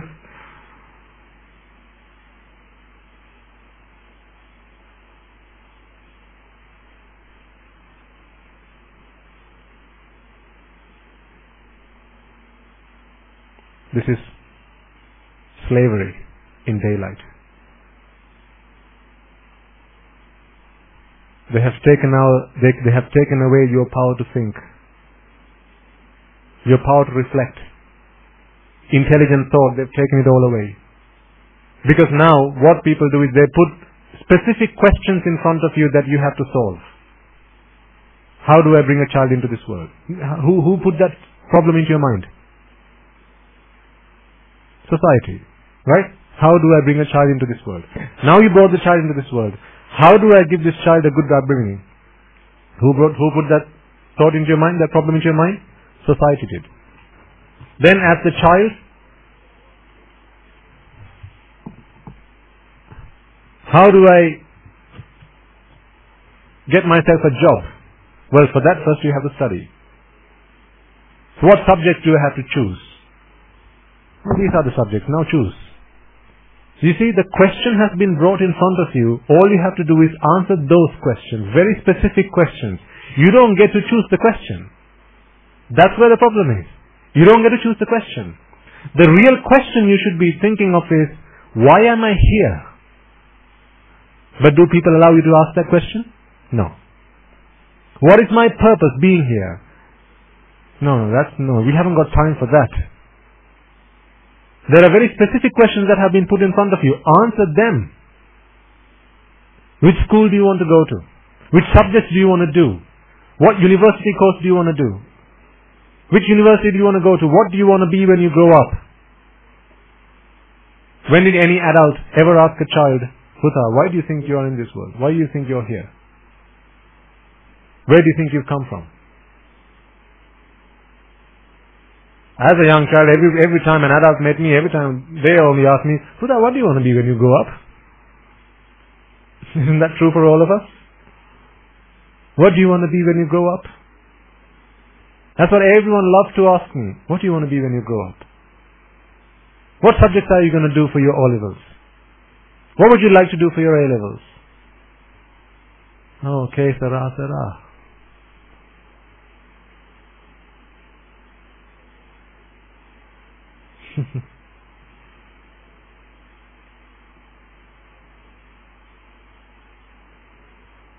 That nursery rhyme's been written about you. When I was just a little girl. Who asked me? My teacher asked me. That's how I remember it. I asked my mother. Thank you, sir. I asked my mother. What did I ask my mother? What will I be? Huh? And then what the mother said was, to see what will be, will be. So don't look at the future. What will be, will be. Just carry on. Don't ask questions. that was what was being taught there. Don't ask these questions. What will I be? What am I here to do? No. Don't ask those questions. What will be, will be. That's what you learned at nursery school. Don't ask questions. Don't question why you're here. Don't question what you came here to achieve. Just let it be. What will be, will be.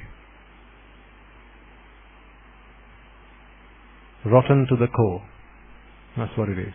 This entire system is rotten to the core. You came here, now you've been wound up, tied up, bundled up, bagged up, and you're being beaten left, right and center. And sometimes you don't even know it.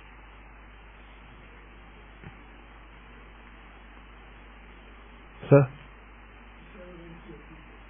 Except for very few people. Serving? Yes. That's right. 5% control 95% of the world. So it's that 5% that decide what the 95% has to be doing. Do you think you're the 5%? I remember a little while before I ordained, there was a documentary that I watched on TV. And in that documentary they revealed that all of the companies in the world, all these big branded companies, that ultimately if you look at their parent companies and if you follow that line up, I think they're owned by a handful of companies. Banks. What do banks do? I worked in one, so I should know this. We make money out of you. That's what banks do. How does a bank make its money? By lending you money? Sorry, by taking money from you, borrowing money from you? No, by lending you money. Putting you into debt. And then you pay back. You now dedicate your lives to sustaining the top 5 or a handful of companies. I've got nothing against them, by the way. Okay? So this is not an attack on the big company, because I've got no battle with the world. I've got no fight to bone to pick with the world. Remember, who did this to me? Tanha. Not the bank. Tanha did this to me. Why am I here? Tanha. Because of attachment. I didn't realize I was signing that contract. I didn't read the terms and conditions of that contract before I signed it. Whose fault is that? My fault. When you complain, what's the first thing customer service says? Well, sir, you signed the terms of the contract. What terms? Did you not read? Well, they said it was okay and just sign it. Tough. You signed it. Likewise, you and I, we all signed this contract without taking the time to read the terms of the contract.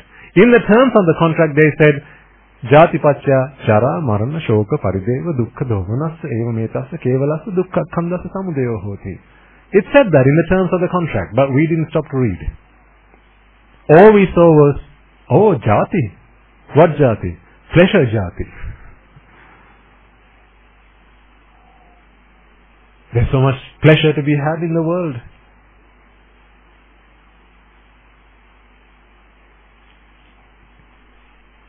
This is the trap we all fell into. It's like the rat that got caught in the cage. That bit of cheese was the lure. That bit of cheese was what drew that rat into the cage, into the trap. Once in the trap, now it's helpless.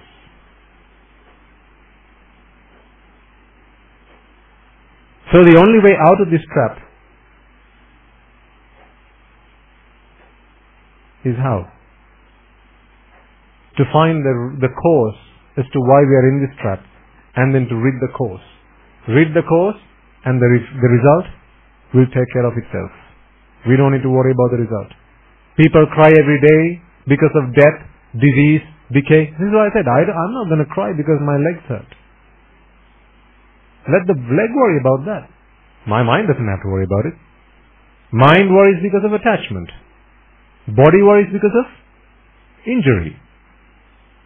Mind worries because of attachment. Not one and the same.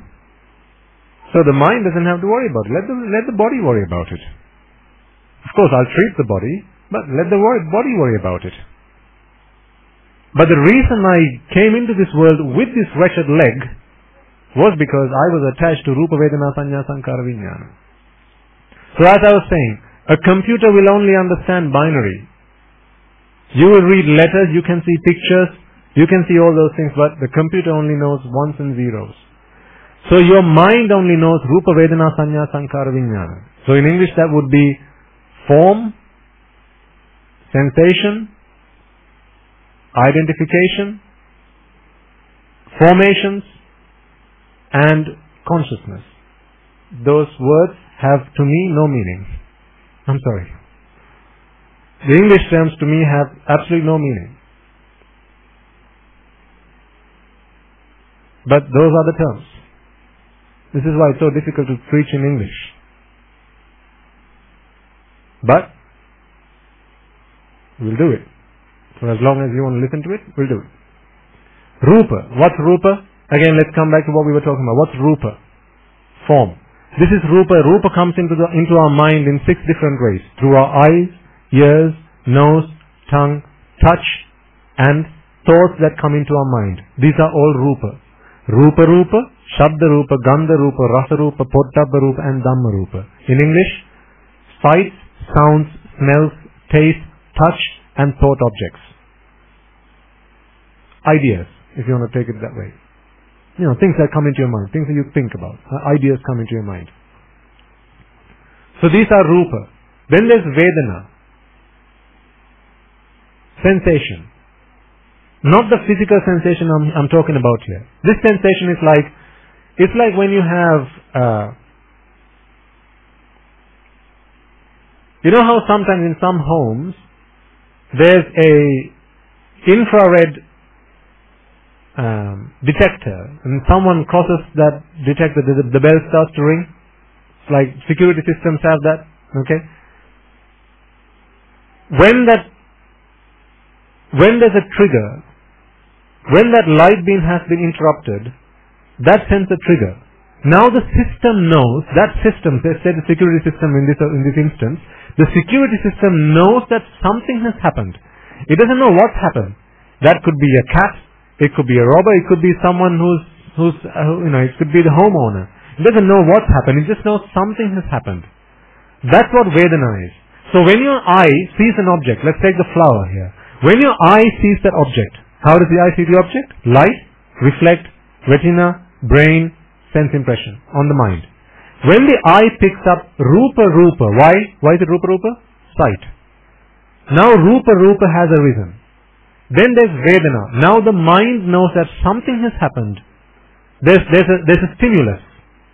It's like an octopus. Imagine an octopus with 6 arms.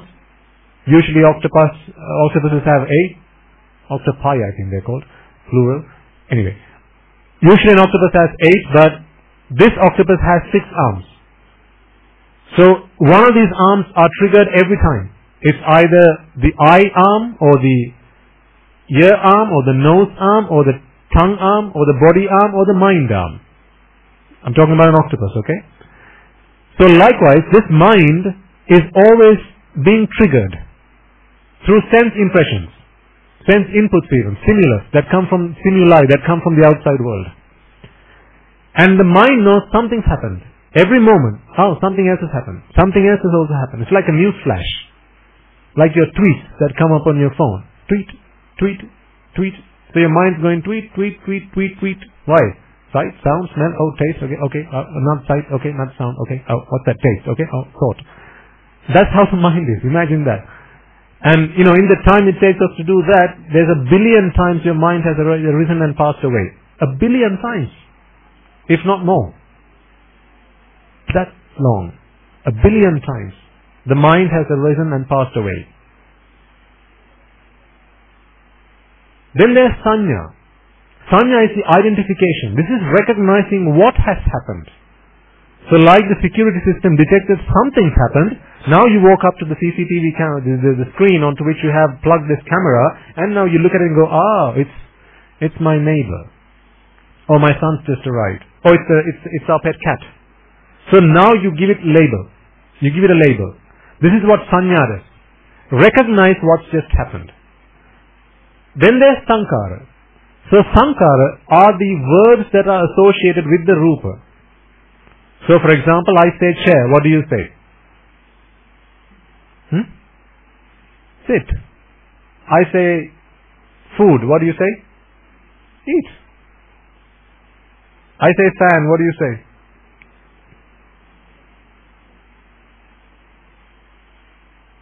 Well, you feel the breeze, right? From the fan. I say flower, what do you say? Smell.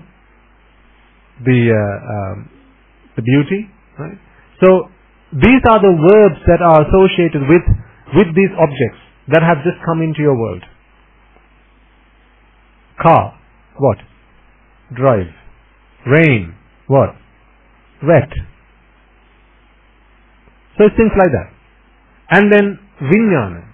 Vijnana is the final piece of the puzzle which pulls all the other bits together. The rupa, the vedana, sanya, sankara, all of that together, and it comes up with a decision. This is the end result. I've just seen a sight. This is what it is. This is the verb associated with it. So it's like flower. The moment I say flower, it has rupa and sanya with it, right? Because I can't say flower without having a rupa associated with it. Yes? So when I say flower, immediately you know I've already given it a rupa and a sanya. And then I say smell. Now rupa, sanya, sankara. And as well as vedana. Something's happened. That's how you knew that there was a flower. And then vijnana is ultimately what gives the result of all of that together as a package and goes, right mind, here's what just happened. It's like news that is, that is played on TV. It's like your news bulletins. Events happen in the world, and then your news flash comes on live at whatever hour, and then here's the news update. So it's that packaged up information. That's the function of vijnana. So rupa, vedana, sanya, sankara, vijnana, this is all your mind is able to consume. Now tell me then,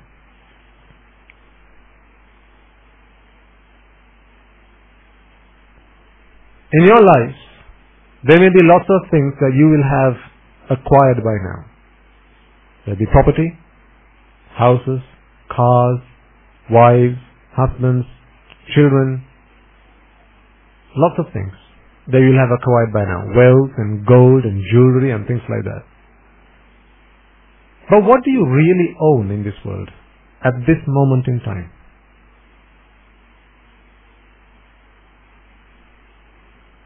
When I say own, it has to be something that cannot be taken from you. Wife, can it not be taken from you? Of course.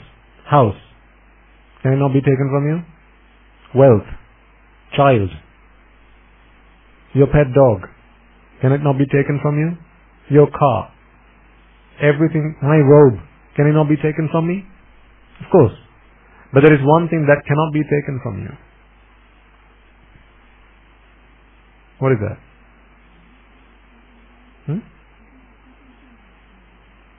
Beg your pardon, madam? Yes. At this point in time, the rupa, vedana, sanya, sankara, vijnana that has arisen in your mind, this is the only thing that you own in this world. That is the only thing you own. There's nothing else that you really own.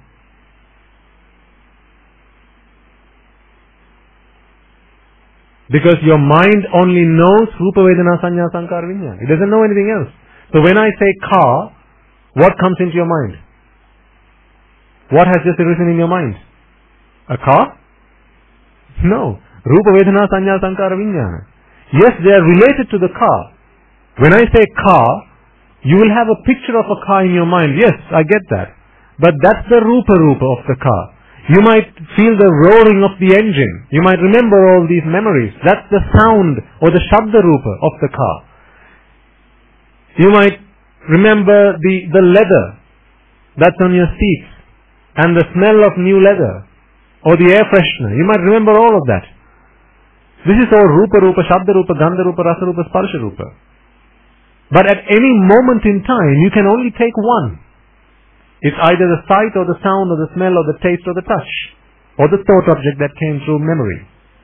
You can only take one of them. And the Vedana associated with it, Sanya associated with it, Sankara associated with it, and the Vijnana associated with it. So at any given point in time, all you really own that cannot be taken from you until that Chitta has passed away. Because are you sure about your next moment? No. You're only ever sure about this moment, right? This present moment is the only moment you're sure about. This present Chitta in your mind, this is the only Chitta you can be sure about. Next Chitta you could be gone. So in this present Chitta, there is a Rupa Vedana Sanya Sankara Vijnana, this set of 5 that has arisen. This is all that you really own in this world right now. Nothing else.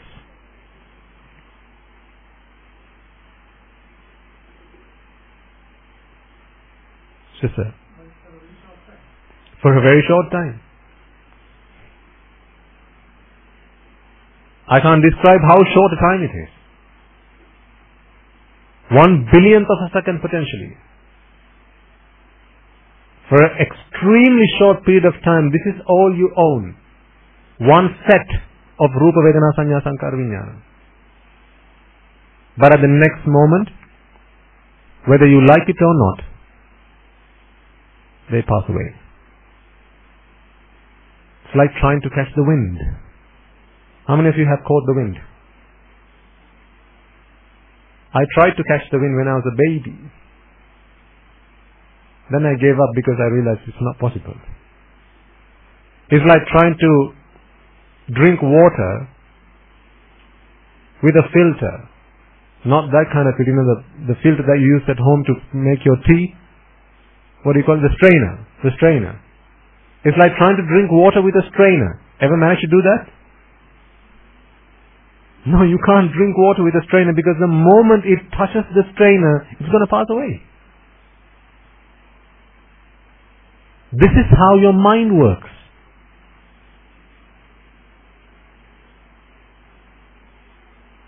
A 1/1000th of a second is how long one chitta, one moment of consciousness, that is its lifespan, and in that moment it lives, it holds on to Rupa Vedana Sanya Sankara Vijnana, one pack of it. That's all you have ever owned, ever since you started life in samsara. But the next moment, you lost it all. But this is the nature of existence. You can't do anything about this. The world is anicca, yes. Udavim Vayim. What arises has to pass away, whether you like it or not. Can you stop your mothers from dying? Can you stop your fathers from dying? Can you stop your spouses from dying? Your children? No. Are they always gonna go after you? Who knows? So whatever has arisen will absolutely and definitely and certainly pass away. Now this is talking about the outside world objects, but think about the mind. The mind arising and passing away, you and I, we can't perceive it through our minds. But the Buddha's doctrine, the Buddha's teaching shows us that the mind arises and passes away at such a rapid speed.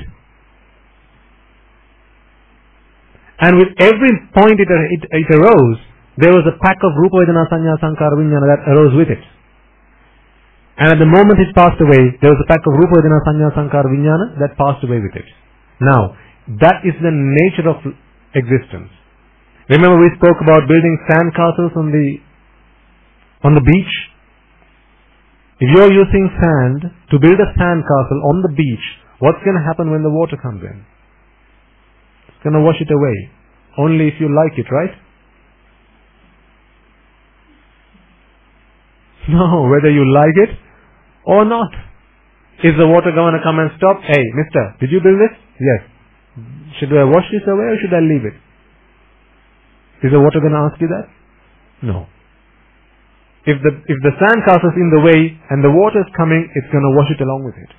Whether you like it or not. So the world is anicca, yes.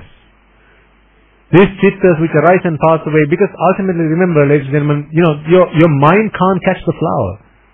The mind can only perceive the rupa, vedana, sanya, sankara, vijnana that is associated with the flower. That is all the mind knows. Like your computer, all it knows is zeros and ones. So does the computer know about Ricky Martin's songs? Does it? No. Does your computer know about Harry Potter?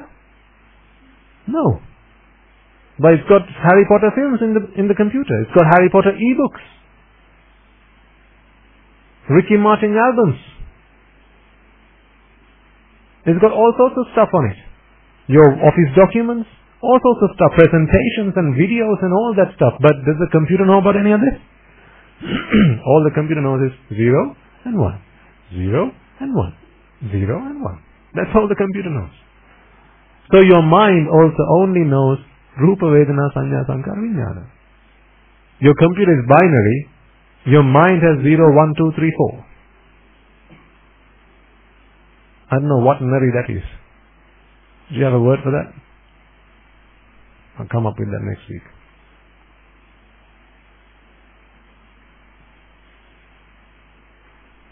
That's all your mind is able to perceive.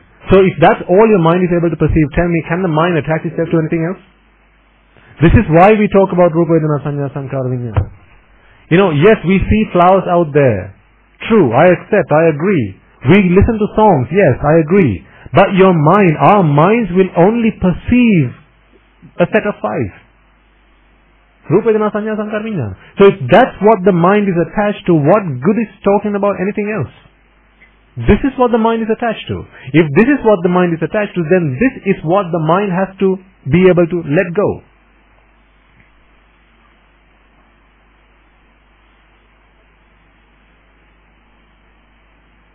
So what you're attached to is what you have to let go.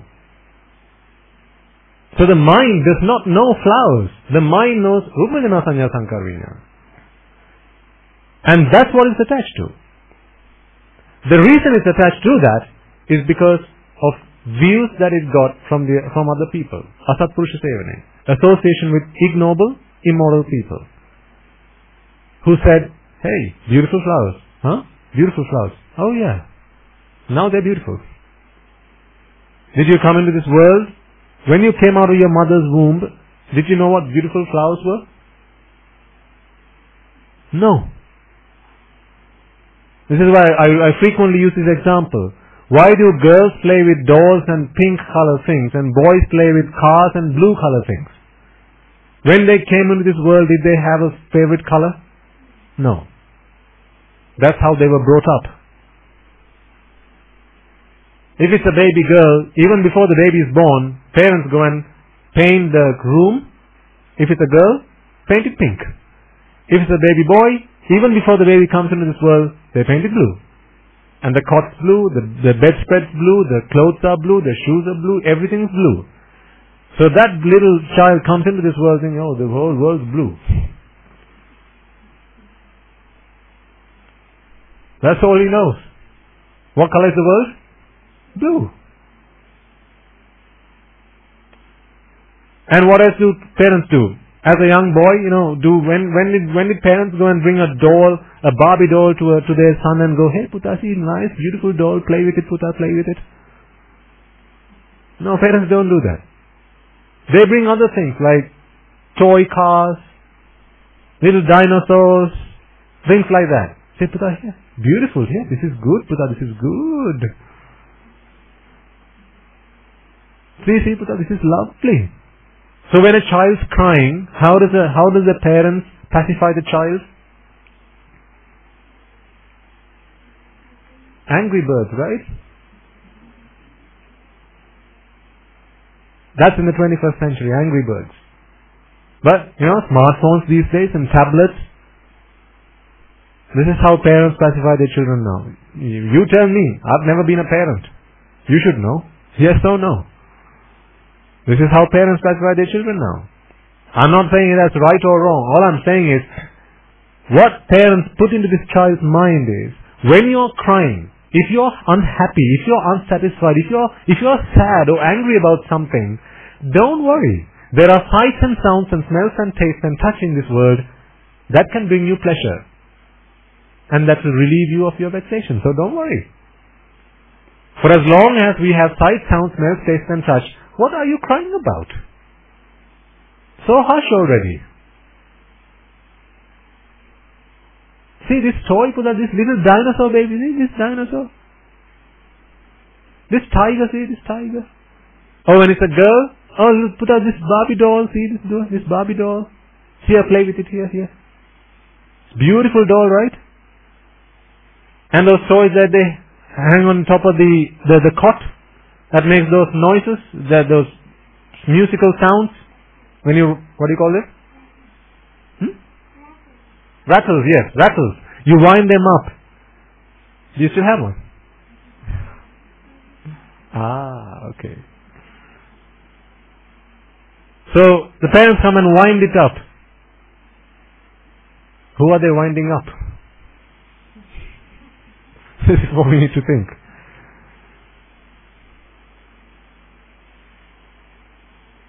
You wind it up, now it's musical sounds. And now the baby stops crying. So the baby grows up thinking, when I'm crying, when I'm sad, what comes to my rescue? Buddha Dhamma Sangha, right? No, I seek refuge in what? Sights. I seek refuge in sounds. So natti me sarananganya, rupo me saranangvarang. Natti me sarananganya, Saddho me saranangvarang.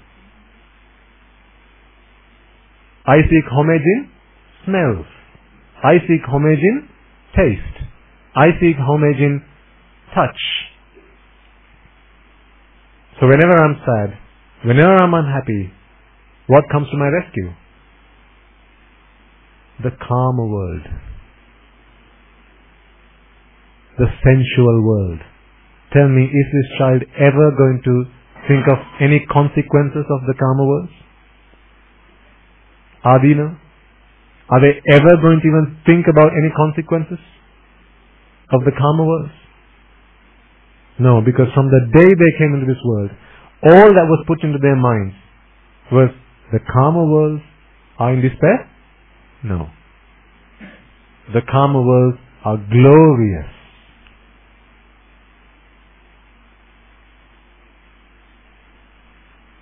Enjoy. Be happy.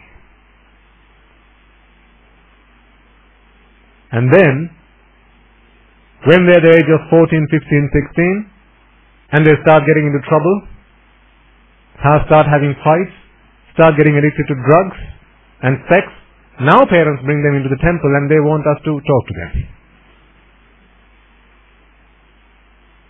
All their life they taught them the karma worlds are so glorious, and now they bring them into the temple and Swami, please can you advise this child? He's completely gone off track. Sometimes I feel like saying, bring me a stick. And the parents go, yeah, we brought one. Here. Yes.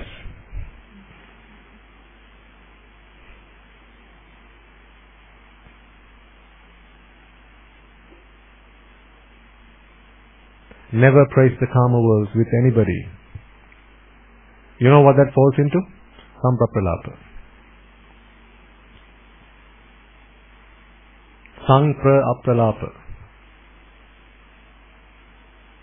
If you praise the karma worlds, or the rupa worlds, or the arupa worlds, If you praise existence, oh, this is a beautiful world, enjoy, live life to the fullest. Of course, live life to the fullest in the meaning, if you take it the right meaning, which is you have now a life in which you can actually achieve something and stop this rebirth cycle. But if you mean, hey, have fun, indulge yourself in sensuality, enjoy all that life has, enjoy all the pleasures that life can bring to you, every word you say is a samprapalapa. One of the 10 unmeritorious deeds. What brought me this? Dasa Kusal and Haripwad. So be careful. Because you see, with every word you say, you're binding that person to samsara, aren't you?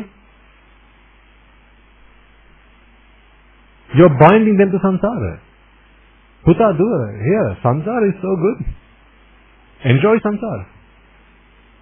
Live life, enjoy, pleasure, indulge sensuality, enjoy. Every word you say, you're binding them to samsara. And any hope that they might have had to rid themselves of samsara, to get rid of this, to redeem themselves from samsara, with every word you say, that effort, that energy that they have,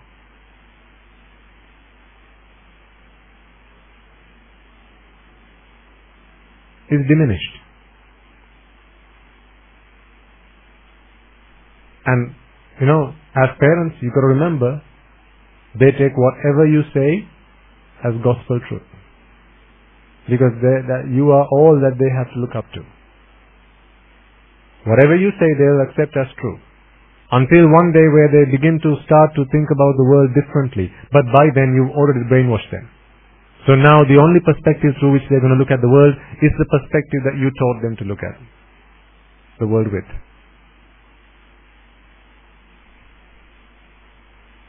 So, is pleasure there in sights? Is there pleasure in sounds, smells, taste or touch? If there is pleasure in taste, do you think they'd have to sell so many different types of teas? Do you think they'd have to sell tea and sugar and milk powder and all these separately? Because otherwise there has to be a tea which is tasty for all of us, which we all find tasty.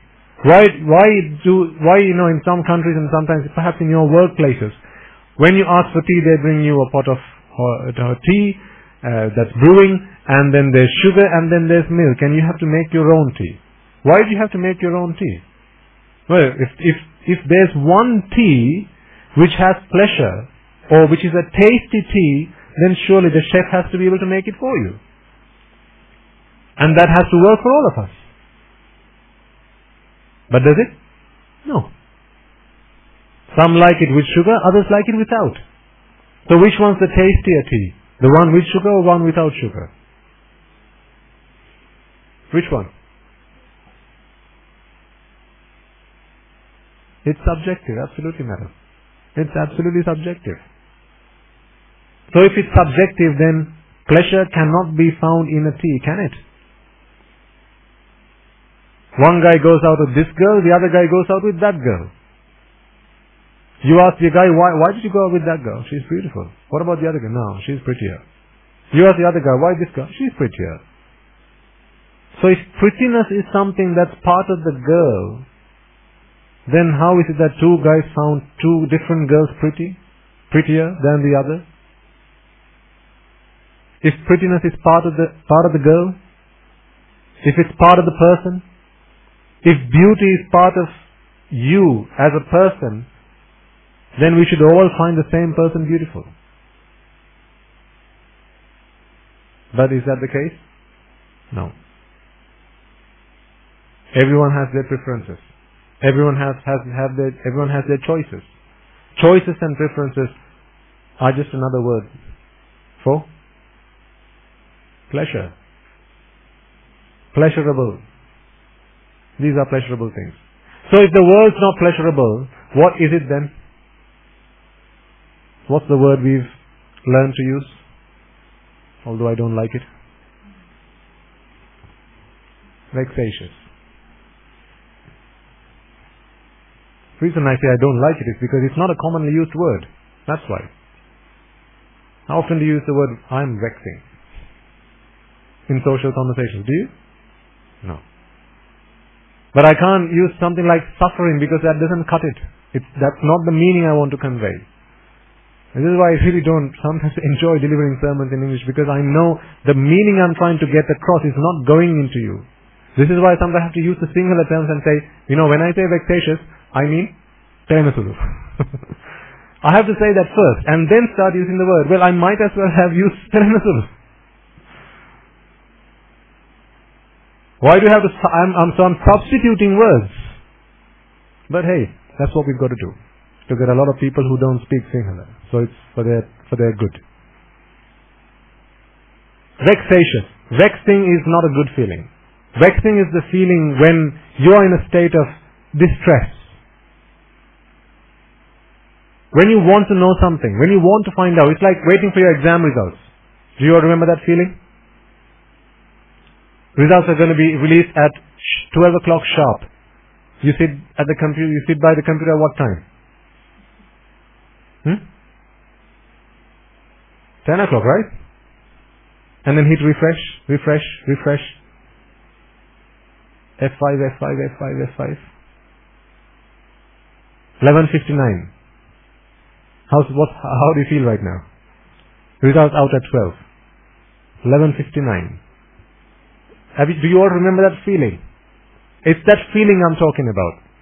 That is the feeling of vexation. It's a feeling of unrest, unsettled, turbulence.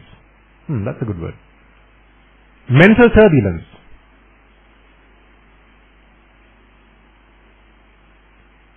It's like there's war in your mind. The battle's going on in your mind. So unsettled. Or a feeling when you see a girl, you think, yes, I want to ask her out. Now you can start feeling butterflies in your stomach as you walk up to her. And now your heart's going dig. I mean, there can't be a man who's not felt that. If you've lived in this world, then most of you will have gone through such experiences. Well, I certainly have. You go and ask her out. And you ask that question, now she's thinking. How do you feel? She goes, How do you feel at that point?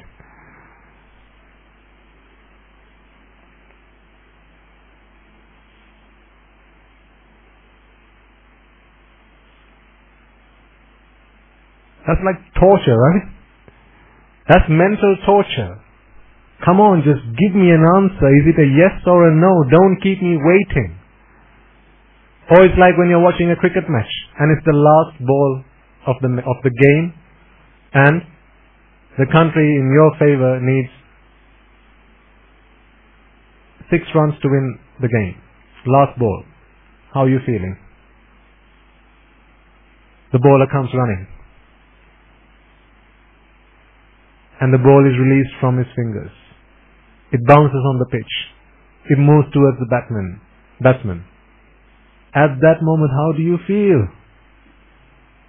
It's that feeling I'm talking about. That is the feeling of vexation. Have we all not felt it? Is there anyone here who's not felt that kind of feeling in their lives? Or you see let's say there's a precious vase you have at home. Your beautiful vase, an ornament or something like that, you put it on the fireplace or something like that, and you accidentally hit your hand. Now, like in slow motion, you can see it falling. How do you feel at that time? It's the most precious vase. It's an heirloom. It's been passed down to you by your ancestors. Your grandmother gave that to you. Now you can see it in slow motion. You're trying every trick in the book to try and save it from hitting the ground. Yes or no? You start throwing your arms out, you start throwing your leg out in the hope that at least if it falls on your foot, At least you can treat your foot. But if the vase breaks, then that's the end of that. By the way, that's not how I hurt my leg. I didn't try to save a vase. Those days are gone. Yes, sir. It is. So the mental turmoil that comes when you have an attachment to something that is passing away but you can't stop it. Something you're attached to is now leaving your world. That's what's happening, right? It was there in your world all up until now. How do we say it was in our world? By what means do we measure? Sight, sound, smell, taste, touch is in our world. Rupa, Vedana, Sanya, Sankara, Vijnana in our world. Now, that sight, sound, smell, taste or touch is leaving our world. It's saying goodbye. And you're saying, no, don't go. I'm not ready to say farewell. Madhavas is saying goodbye. Mental turmoil or not? Absolutely. That is the feeling of vexation.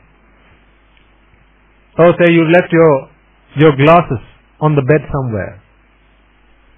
Your child comes running into your room.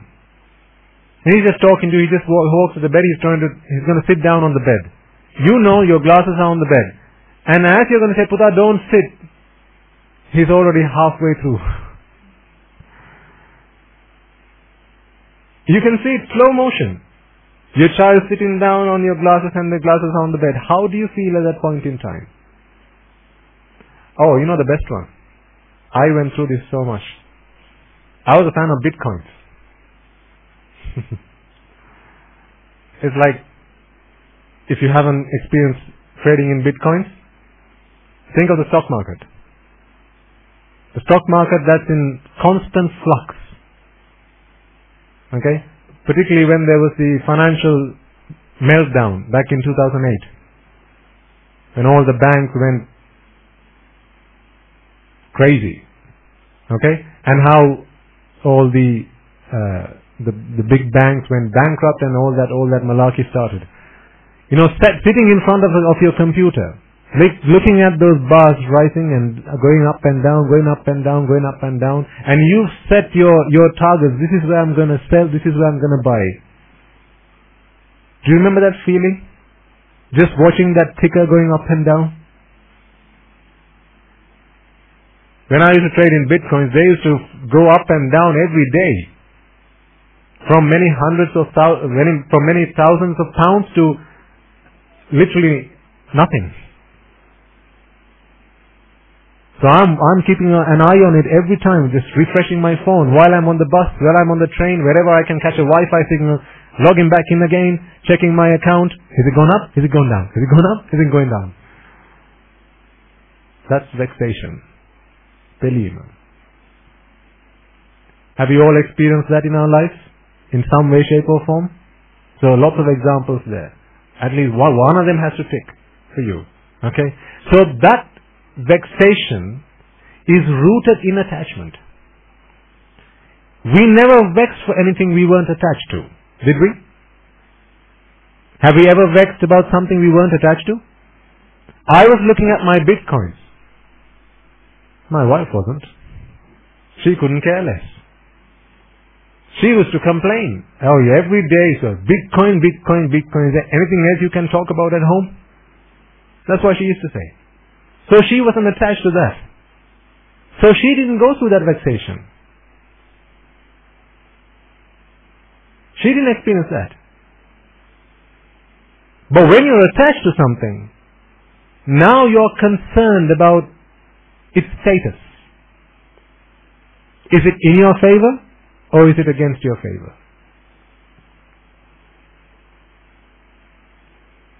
But again, it's very subjective, as you said earlier, madam.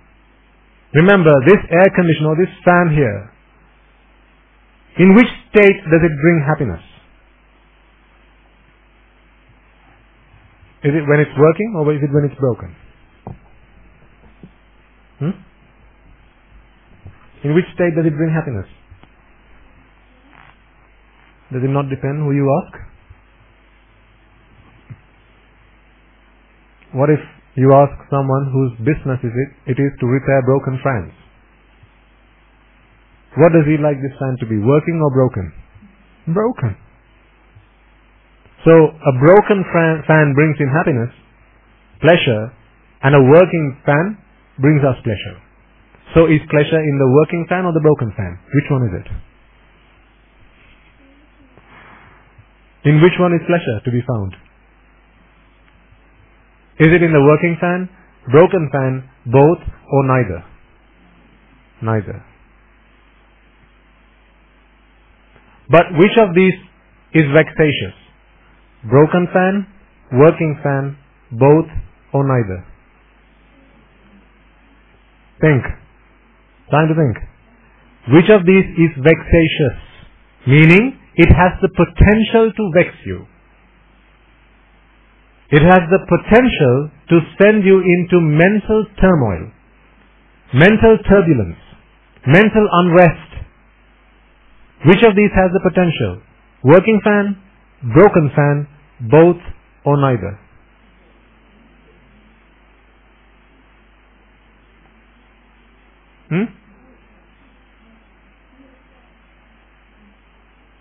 Both. Why both? Okay, let's take the working fan. Let's go through the other answers, and through the process of elimination we'll be left with one. Working fan.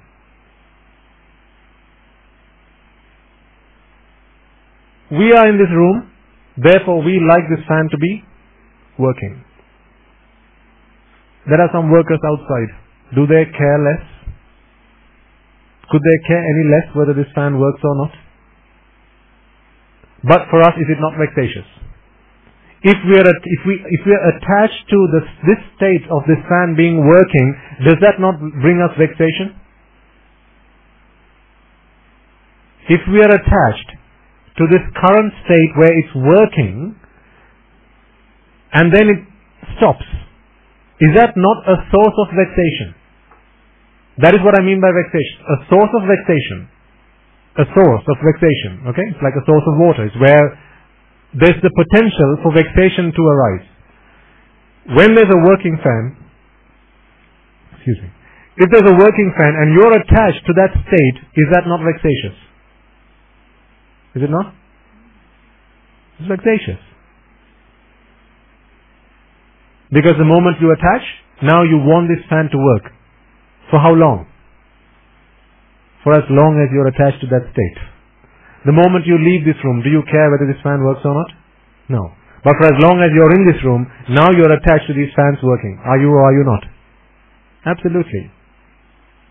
So these fans are vexatious. Pelinasuli. Vexatious. Not vexing. Vexatious. Have the potential to cause you vexation. But for that you have to attach. They can't do it, it's like a high five. You need both hands to come together to do it. It's like a clap. You can't clap with one hand. You can't vex with just one. You can't just vex with the outside world. The inside world has to correspond. Okay, so then the broken fan. Is that not vexatious? Who's attached to a broken fan? The broken fan? Repairman. He is attached to a broken fan. So he likes the broken fan. So imagine we take the broken fan to the shop, to the repair shop, and we say, hey mister, this fan's not working. I want you to repair it. He thinks, oh, money. Great. I'm glad you came into my shop. Now we say, let's check it before you leave, sir. He plugs the fan to the wall, and it's working. How does he feel now? Oh, bugger. Did that not cause him vexation? Because what was he attached to? Working fan or broken fan? Broken fan. Then isn't the broken fan vexatious? A source of vexation? Yes. So, if a working fan is also vexatious, if a broken fan is also vexatious, then they are both vexatious, are they not? They are both vexatious. So whatever state anything in this world is, whatever state it is, they're all vexatious. I used to tell you about Jayaratna, the funeral directors. Do you remember?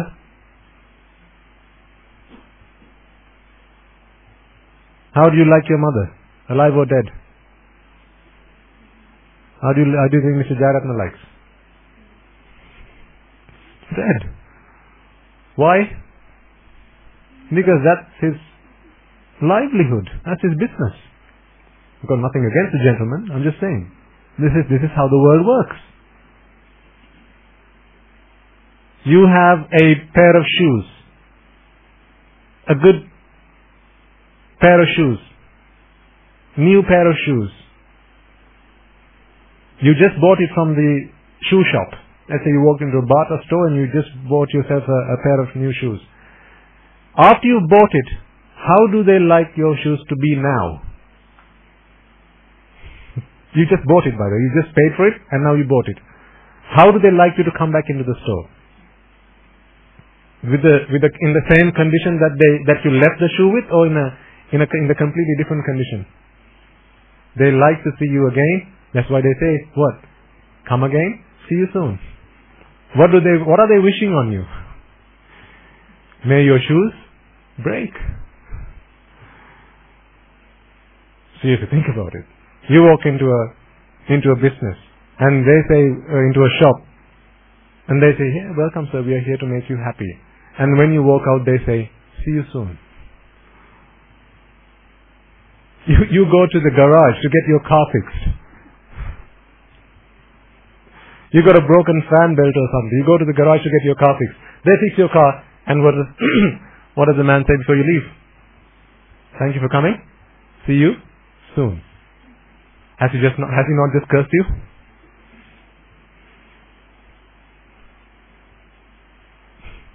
Has he not? No, of course. He's just cursed you. Why? Because he needs a broken car to fix. So the only way he's going to be able to make a living out of you is if you have a working car or a broken car. A broken car. So for him to see you soon, what must you end up with? A broken car. So when he says see you soon, what's he also saying? But not out loud. May your car break soon. So working fan, broken fan, they're both what? Vexatious. But to vex you, what must you have? Attachment. To the guy outside this room, he doesn't care whether it's working or broken. In fact, when you leave this room, you don't care whether it's working or broken. But it's in our monastery. Therefore, should I not care? I don't like it to be broken because then I have to call one of you to come and fix it again. Yes or no? Yes. This is why I say, when I fall ill, that's a bad thing for me. But what's it for you? What's it for you? It's a good thing. How come? It's a source of merit. What did the Buddha say? You attend to someone who is ill is akin to attending to me, the Buddha. So you should like once in a while to see me like this. Shouldn't you? Yes, this is a source of merit for you. And this is, the last several months as I was, this was worsening over time, so you didn't see the worst of this last week. Over the course of the last week, a lot of people came and, they gave me medicines and advice and things like that. And so for them, it's a source of merit. But for me, it's a source of pain. So is it a good leg or a broken leg that's vexatious? They're both vexatious. When a doctor says, thank you for coming, see you soon, good heavens.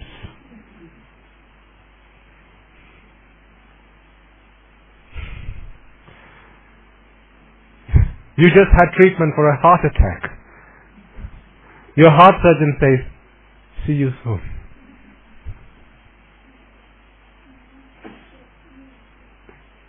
Is it a working heart or a broken heart that's vexatious?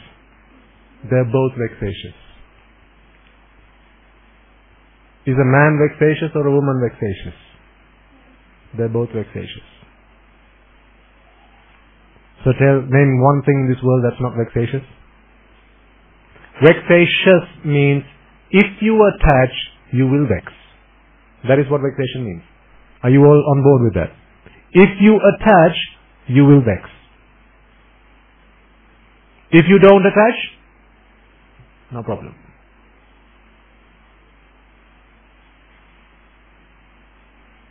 It's like water to an ant and land to a fish. Is water not vexatious to an ant?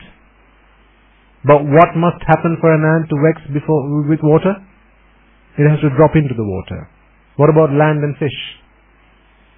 The fish has to be taken out of water onto land for land to be a source of vexation to the fish. But is it not vexatious constantly? For as long as it's got gills and that's the only way that it can breathe, land is vexatious. Yes or no? Yes. If that's the only way it can breathe. Now, all of us, you and I, and every human being, every sentient being, devas, brahmas, spirits, demons, dead, all those beings that we invited at the start of this sermon, do we not all have a mind in which Rupa, Vedana, Sanya, Sankara, Vijnana arise and pass away? Yes. And do we not all have a mind in which ignorance and attachment can take root? If that is the case, is there anything in this world that is not vexatious? Is there anything in the world that brings you pleasure? Is there anything in this world that brings you pleasure? No. Nothing in this world brings you pleasure. Pleasure can only be experienced when a vexed mind is relieved from that vexation. A vexed mind is relieved from vexation when this happens. I say, would you like a nice piece of cake? And you say, yes, of course I'd like a nice piece of cake. Now, you're waiting for a nice piece of cake to come by. Who here likes to wait? Who here likes waiting? Waiting in queues. Who likes? Waiting for your delivery to arrive. Who likes? Waiting for a call from your loved one. Who likes? Nobody likes waiting. Right? Nobody likes waiting. That waiting for something, waiting for what you like to happen, is vexing or not? That's vexing. So when I say, would you like a nice piece of cake? And you go, yeah, absolutely. Now you're waiting for me to bring that piece of cake to you. And the moment I bring it to you, your mind was in a state of waiting. Vexed. It's like a clenched fist. And the moment your eyes report to your mind, hey, cake has just come in. Now your mind goes, At that moment, you feel pleasure. But it just coincidentally happened that your eyes saw cake at the same time. You felt pleasure and your eyes saw cake at the same time. These two met here and the mind came to a conclusion. It was the sight of the cake that brought me pleasure.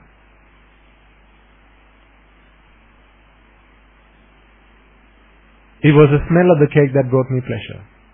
Because from one side you are receiving sight, sound, smell, taste, touch. On the other side you are experiencing pleasure. But this pleasure you're only experiencing because a vexed mind is being relieved from vexation. That is all that's happening. Remember I talked to you about the example of how when you're feeling hungry, your stomach is empty. How do you relieve yourself of hunger?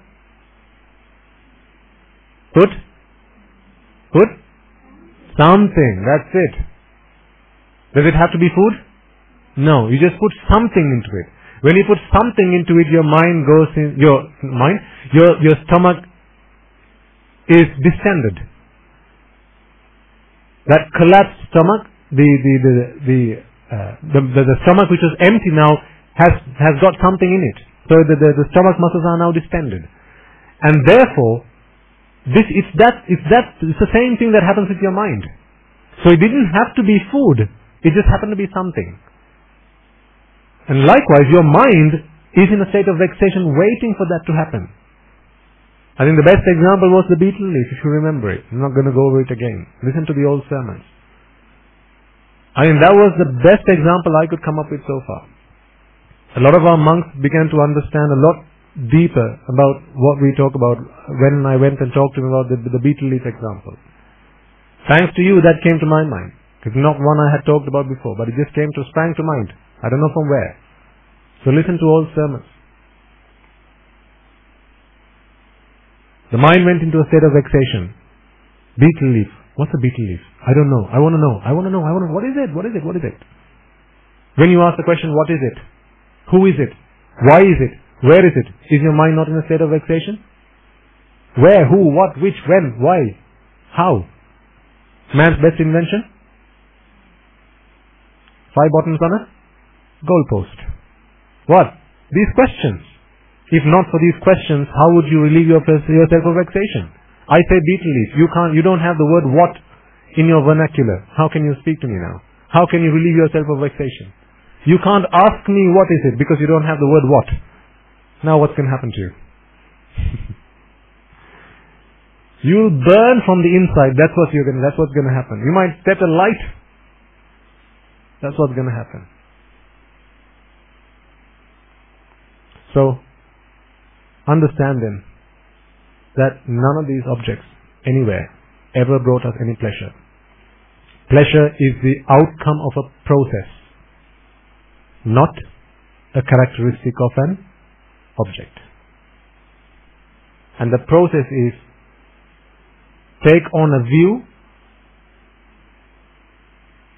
therefore append value, now attach, then vex, and then be relieved of vexation.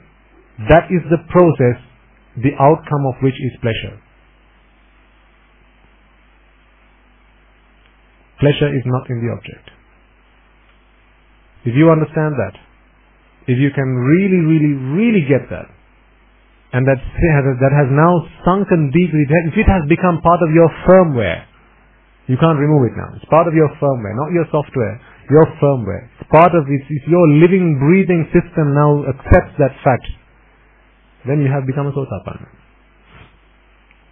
Because from that point you no longer look for pleasure in the outside world. Yes, you will sense pleasure in the outside world. True. Do you not want to know what that is? Why not?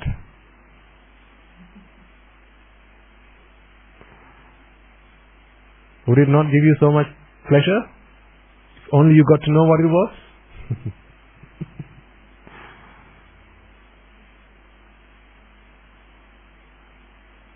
So, when you might experience pleasure, but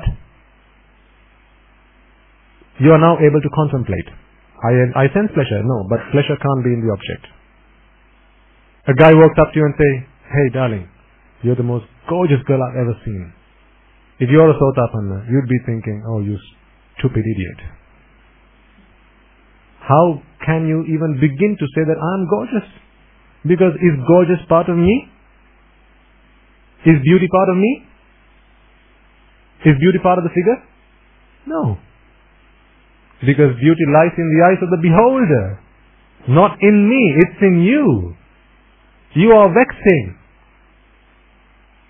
You're vexing, you saw this figure and now you were relieved of vexation. So now that was the outcome of a process that ran in your machine, not this machine.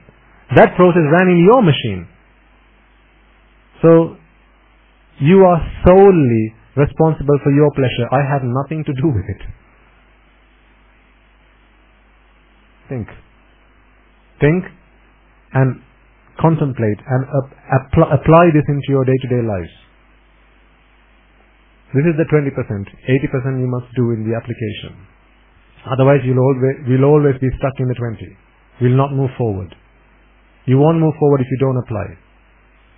If you understood this, then from this point forward until you come back next week, apply. Every time you sense pleasure in the outside world, ask yourself, hang on. I just saw a beautiful flower, but beauty can't be in the flower. So my mind was vexing then, prior to that. And I was just relieved of that vexation. That's how I felt pleasure. Beauty is not in the flower.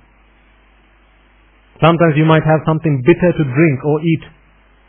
I've had quite a lot of that in the last couple of weeks. These concoctions that they make, Vedamaha says, and then they make these concoctions, they're quite bitter. So when I drink them, I have now an opportunity to test where I am on my path.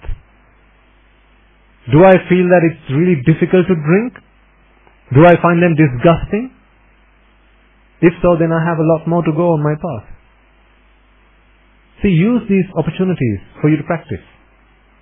So don't complain, I don't have time. Because your mind is always there with you. If you have time to watch TV, then surely you must have time to attain Nibbana. But the question is, which one of these two is your priority? You decide. Okay. I think it's about time, so we'll wrap up. I will need someone's help to get the file over there.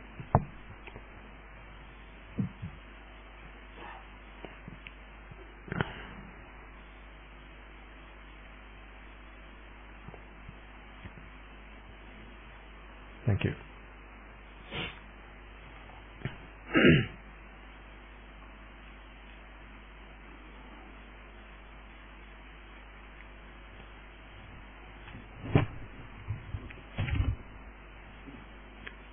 I can't emphasize this enough. Listen to all sermons if you're going to continue to come along to these sessions, because otherwise we're going to have to keep going over old material. That's okay, but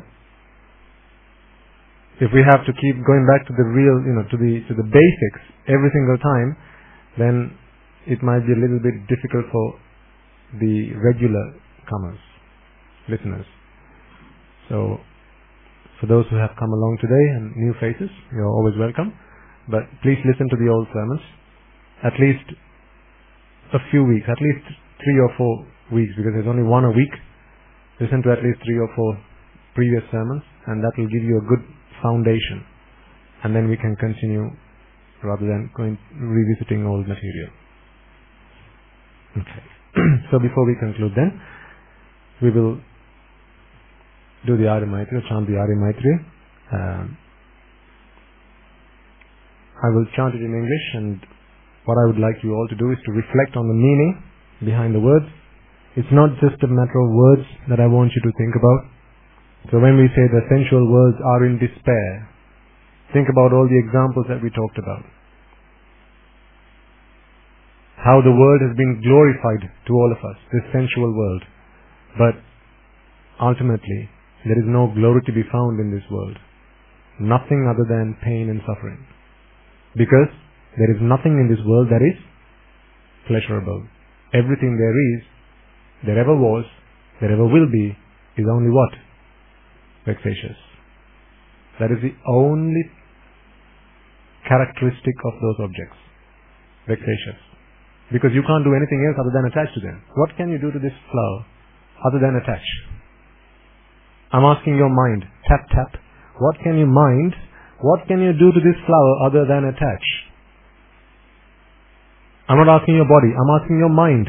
What can you do to this flower other than attach? Is there anything you can do to this flower other than attach to it? Mentally? Is there anything you can do? No. What does attachment lead to? Suffering. So if that's the only thing your mind can do, then what else can this flower bring you other than suffering? If that's the only thing you can do, all you can do is attach. You can't do anything else. You're not capable of doing anything else other than attaching. And if that's the only thing you can do to this flower, the moment you attach to it, now, source of vexation. Never a source of pleasure. It never was, it never will be, and it never is. So reflect on that. Okay.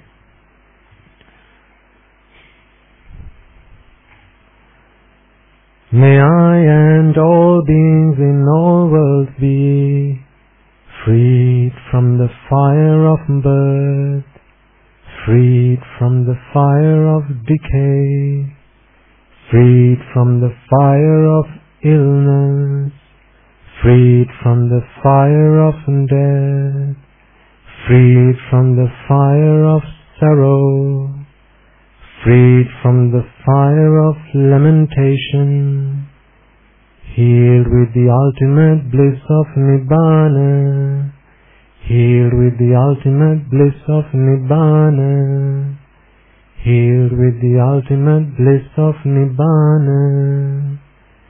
May I and all beings in all worlds be freed from the fire of suffering, freed from the fire of discontentment, freed from the fire of exhaustion, freed from the fire of disappointment, freed from the fire of clinging on to the five aggregates, healed with the ultimate bliss of Nibbana, healed with the ultimate bliss of Nibbana, healed with the ultimate bliss of Nibbana.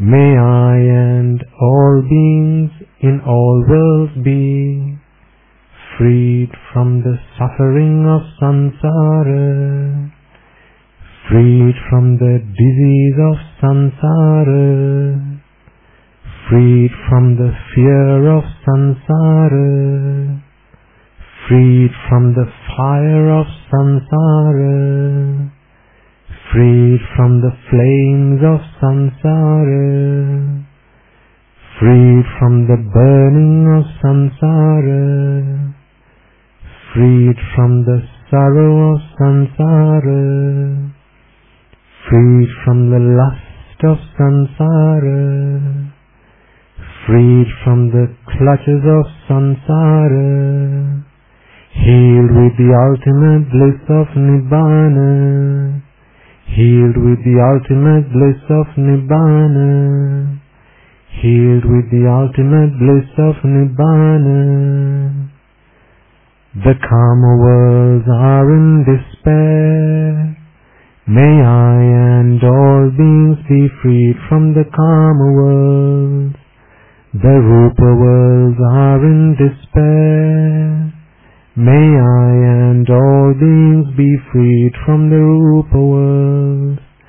The arupa worlds are in despair.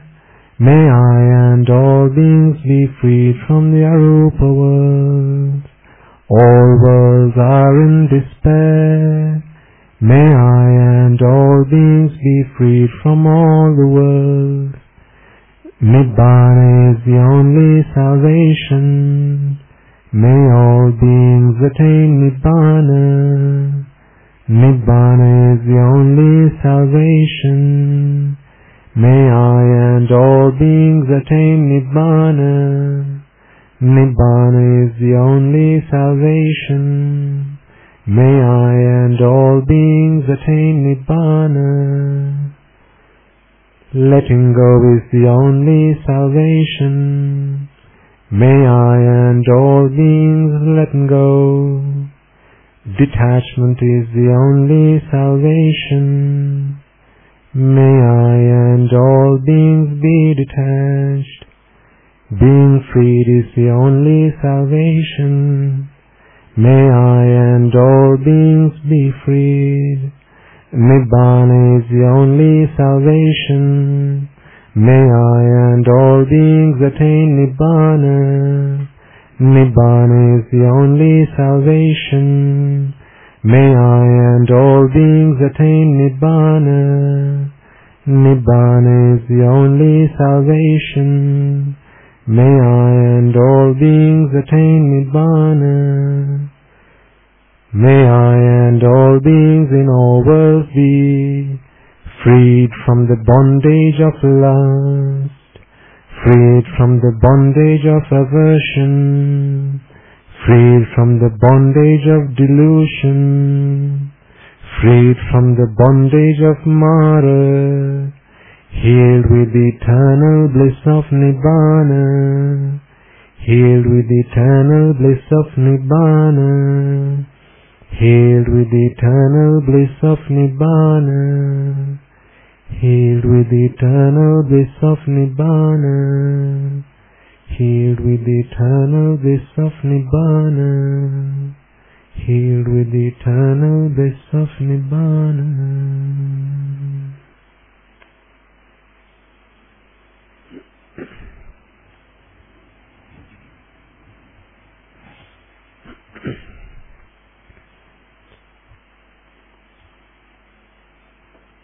I want to remind you of this as a final remark. Remember the name of he who hit you. Remember the name of she who shouted at you, scolded you, blamed you, sometimes abused you. Remember the name of he who abused your child. What's his name? Tanha. It's not Sunil, or Kamal, or Sam, or Roger, or Joan, or Nina, or Tracy. No. It was always what? Tanha. Every time you cut your fingers, who was it that pulled the knife? Tanha. Every time you had your fingers stuck in the door, have you ever shut the door of your car and got your fingers caught in there? Oh, it's happened to me plenty of times. Who shut the door? What's his name? Just while you had to, that moment when you had your fingers there, they were waiting for it, to put your hands there. And the moment they saw the opportunity, what did they do? Shut the door. Who did it? Tanha. Attachment. Because these are all what? Vipaka. Results of deeds you've done in the past. Why did you do those deeds? Because of Tanha. Now, do we have a bone to pick with anyone else in this world? Do we have a fight to pick? Do we have any wars or battles with anyone else in this world? It's only Tanha and his mother. Who's his mother?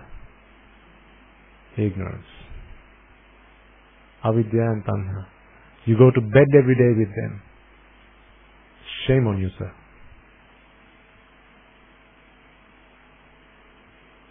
You go to bed with them every day. Your biggest traitors. Shame on you, madam.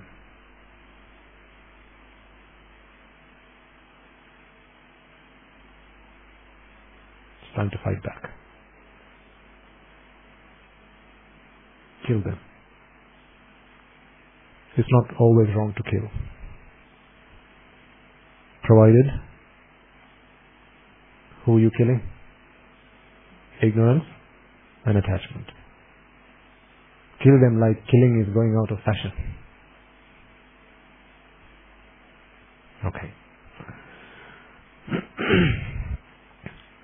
Before we conclude then, let's take a moment to transfer merits of the sermon and this meritorious deed to all those who deserve the merits. First and foremost, let us remind ourselves once again that it is because of the supremely enlightened Buddha that we have the gift of Dhamma today. It is because he sacrificed himself over many countless births in samsara, infinite in number, immeasurable in number. Over each of those births, he dedicated himself, committed himself to liberating all sentient beings from the shackles of samsara. He will surely and definitely have thought of you and I in his infinite compassion. It is thanks to him that today we are able to listen to this Dhamma, understand this Dhamma, acknowledge, comprehend this Dhamma, and redeem ourselves from samsara. Let us also take a moment to remind ourselves that it is the Bhikkhu, Bhikkhunis, Upasaka, Upasikas who since time immemorial protected and preserved the Tripitaka Saddharmaya, the Dhamma of the Buddha, and passed it down through the ancestors, down to us, all the way down to us. And today we have received it in written form such that we may be able to read it, understand it, comprehend it, and find our salvation. So may the merit that we have all acquired today be transferred to them. If any of them have today been born in the woeful planes, may through the power of these merits they be able to redeem themselves from those woeful planes, be born in the blissful planes, and may through the power of these merits they abstain from the unmeritorious deeds, fulfill the meritorious deeds, fulfill the Noble Eightfold Path and attain the supreme bliss of Nibbana. Sadhu, sadhu, sadhu. Let us also take a moment to transfer merits to all the members of the Mahasangha, including the Mahanayakas and the Anunayakas of all the chapters all over the world, whatever form of Buddhism they may be practicing. If they are members of the Mahasangha, let us take a moment to remind them, because these are men and women who have dedicated their lives and committed their lives to practicing the Noble Eightfold Path, seeking their salvation as well as giving the gift of Dhamma, propagating the gift of Dhamma to all sentient beings, people like you and I. Let us take a moment to transfer merits to them as well.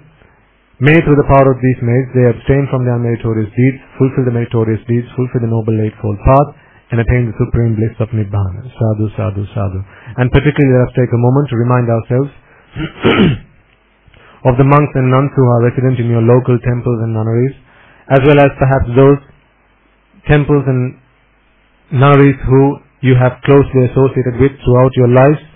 It is those monks and nuns who have always been by your side, through thick and thin, through rain and shine, always been there to guide you, support you and assist you.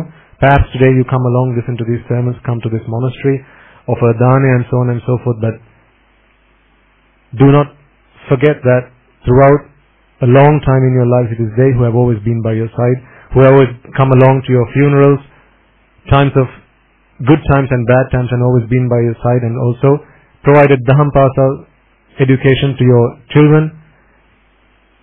So they have done tremendous service to you throughout their lives. These are also men and women who took an oath to practice in the Noble Eightfold Path. This is why they don robes, but today they have sacrificed some of their lives, some of the time in their lives towards your benefit, towards your betterment, and therefore let us take a moment to transfer merits to them.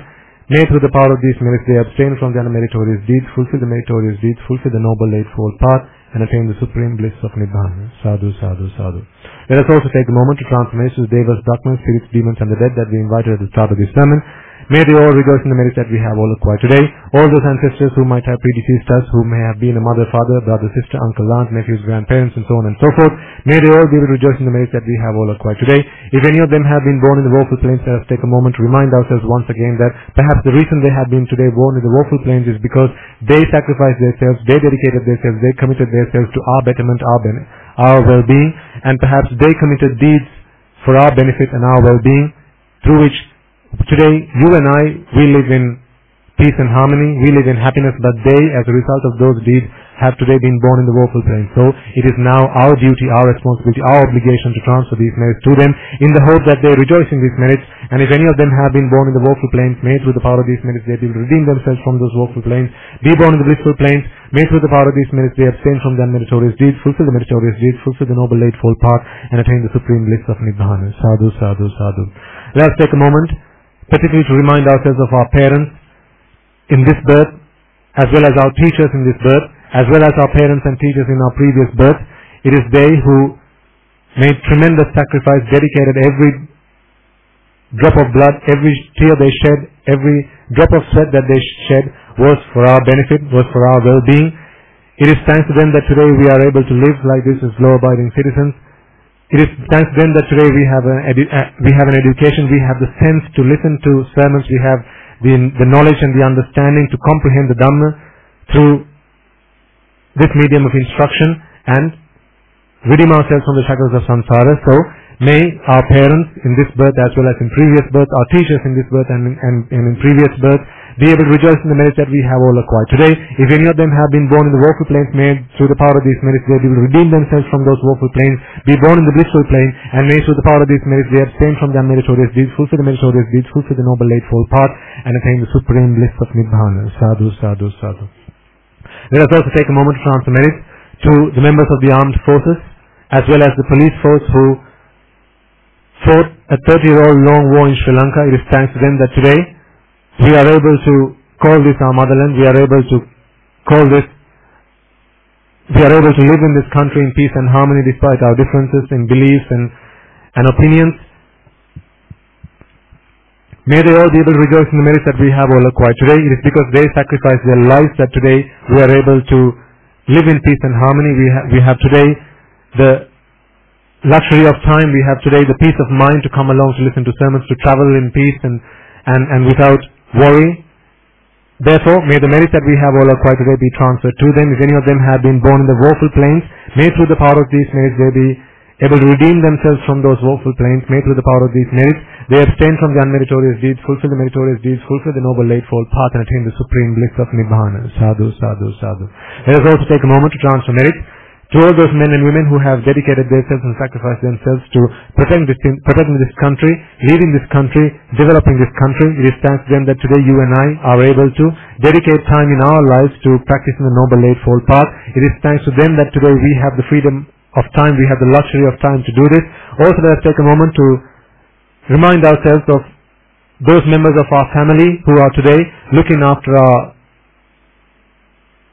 homes, looking after our children, looking after perhaps your elderly parents. It is because of them that today you have had the free time, this opportunity to come along and listen to this sermon. Also, let us take a moment to remind ourselves of those people who work with us, our colleagues in our workplaces. It is thanks to them that today you have the freedom of time, you have the luxury of time to come along and listen to these sermons. It is because they look after your businesses, your enterprises, your ventures. You have the peace of mind to come along to listen to these sermons and practice the noble eightfold path. So may they all rejoice in the merits that we have all acquired today. May through the power of these merits they abstain from the unmeritorious deeds, fulfill the meritorious deeds, fulfill the noble eightfold path, and attain the supreme bliss of Nibbana. Sadhu, sadhu, sadhu. Finally, may through the course of this sermon, as well as all the meritorious deeds that you would have committed alongside this sermon, by perhaps offering flowers to the Buddha, perhaps by taking the time to decorate this podium, as well as this stage, in order that it is suitable to present a sermon of the Buddha, as well as those of you who may have dedicated time, energy and effort to providing this venue to those who are able to come along and listen to this sermon, as well as provide transport in any way, shape or form, as well as perhaps provide the comforts like chairs and the furniture, as well as the electricity, the fans, the microphones, the internet, laptops and so on and so forth, the video cameras. In any way, shape or form, if you might have contributed to making this event a success, it is thanks to you that many hundreds of thousands of people out there, helpless people in this world, are able to listen to these sermons today and tomorrow, practice the noble eightfold path and attain the supreme bliss of Nibbana. Therefore, may the merits that we have all acquired today through the course of this sermon, in preparation for this sermon as well as after this sermon, perhaps there may be some of you who might have brought along food to provide to those men and women who have come along, ladies and gentlemen who have come along to listen to this sermon. So may through the power of all the merits that we have all acquired today, we be able to witness in this blessed land the advent of many hundreds of thousands of Arahat and Vahanses in this very human life itself. Sadhu, sadhu, sadhu.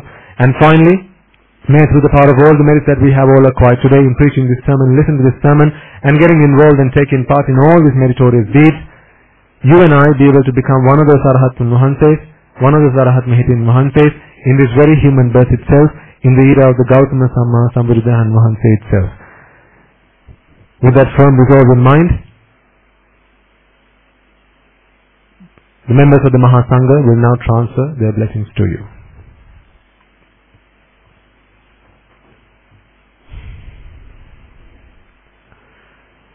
Raga ginnen midetva, dvesha ginnen midetva, moha ginnen midetva, Nibbana parama sukhayan sukhita tara vetva, Nibbana parama sukhayan sukhita tara vetva, mamada siyalu loka siyalu satvayo, Nibbana parama sukhayan sukhita tara vetva, Nibbana parama sukhayan sukhita tara vetva. Nibbana Parama Sukhayen Sukhita Taravitva. Tunurange Suvisi Ananta Mahaguna Belen Sila Loka Sila Satyam Nibbana Parama Sukhayen Sukhita Taravitva. Sadhu, sadhu, sadhu. May I and all beings in all worlds be freed from the fire of desire. May I and all beings in all worlds be freed from the fires of aversion. May I and all beings in all worlds be freed from the fire of delusion. May I and all beings in all worlds attain the supreme bliss of Nibbana. May the noble triple gem be with you all. Sadhu, sadhu, sadhu.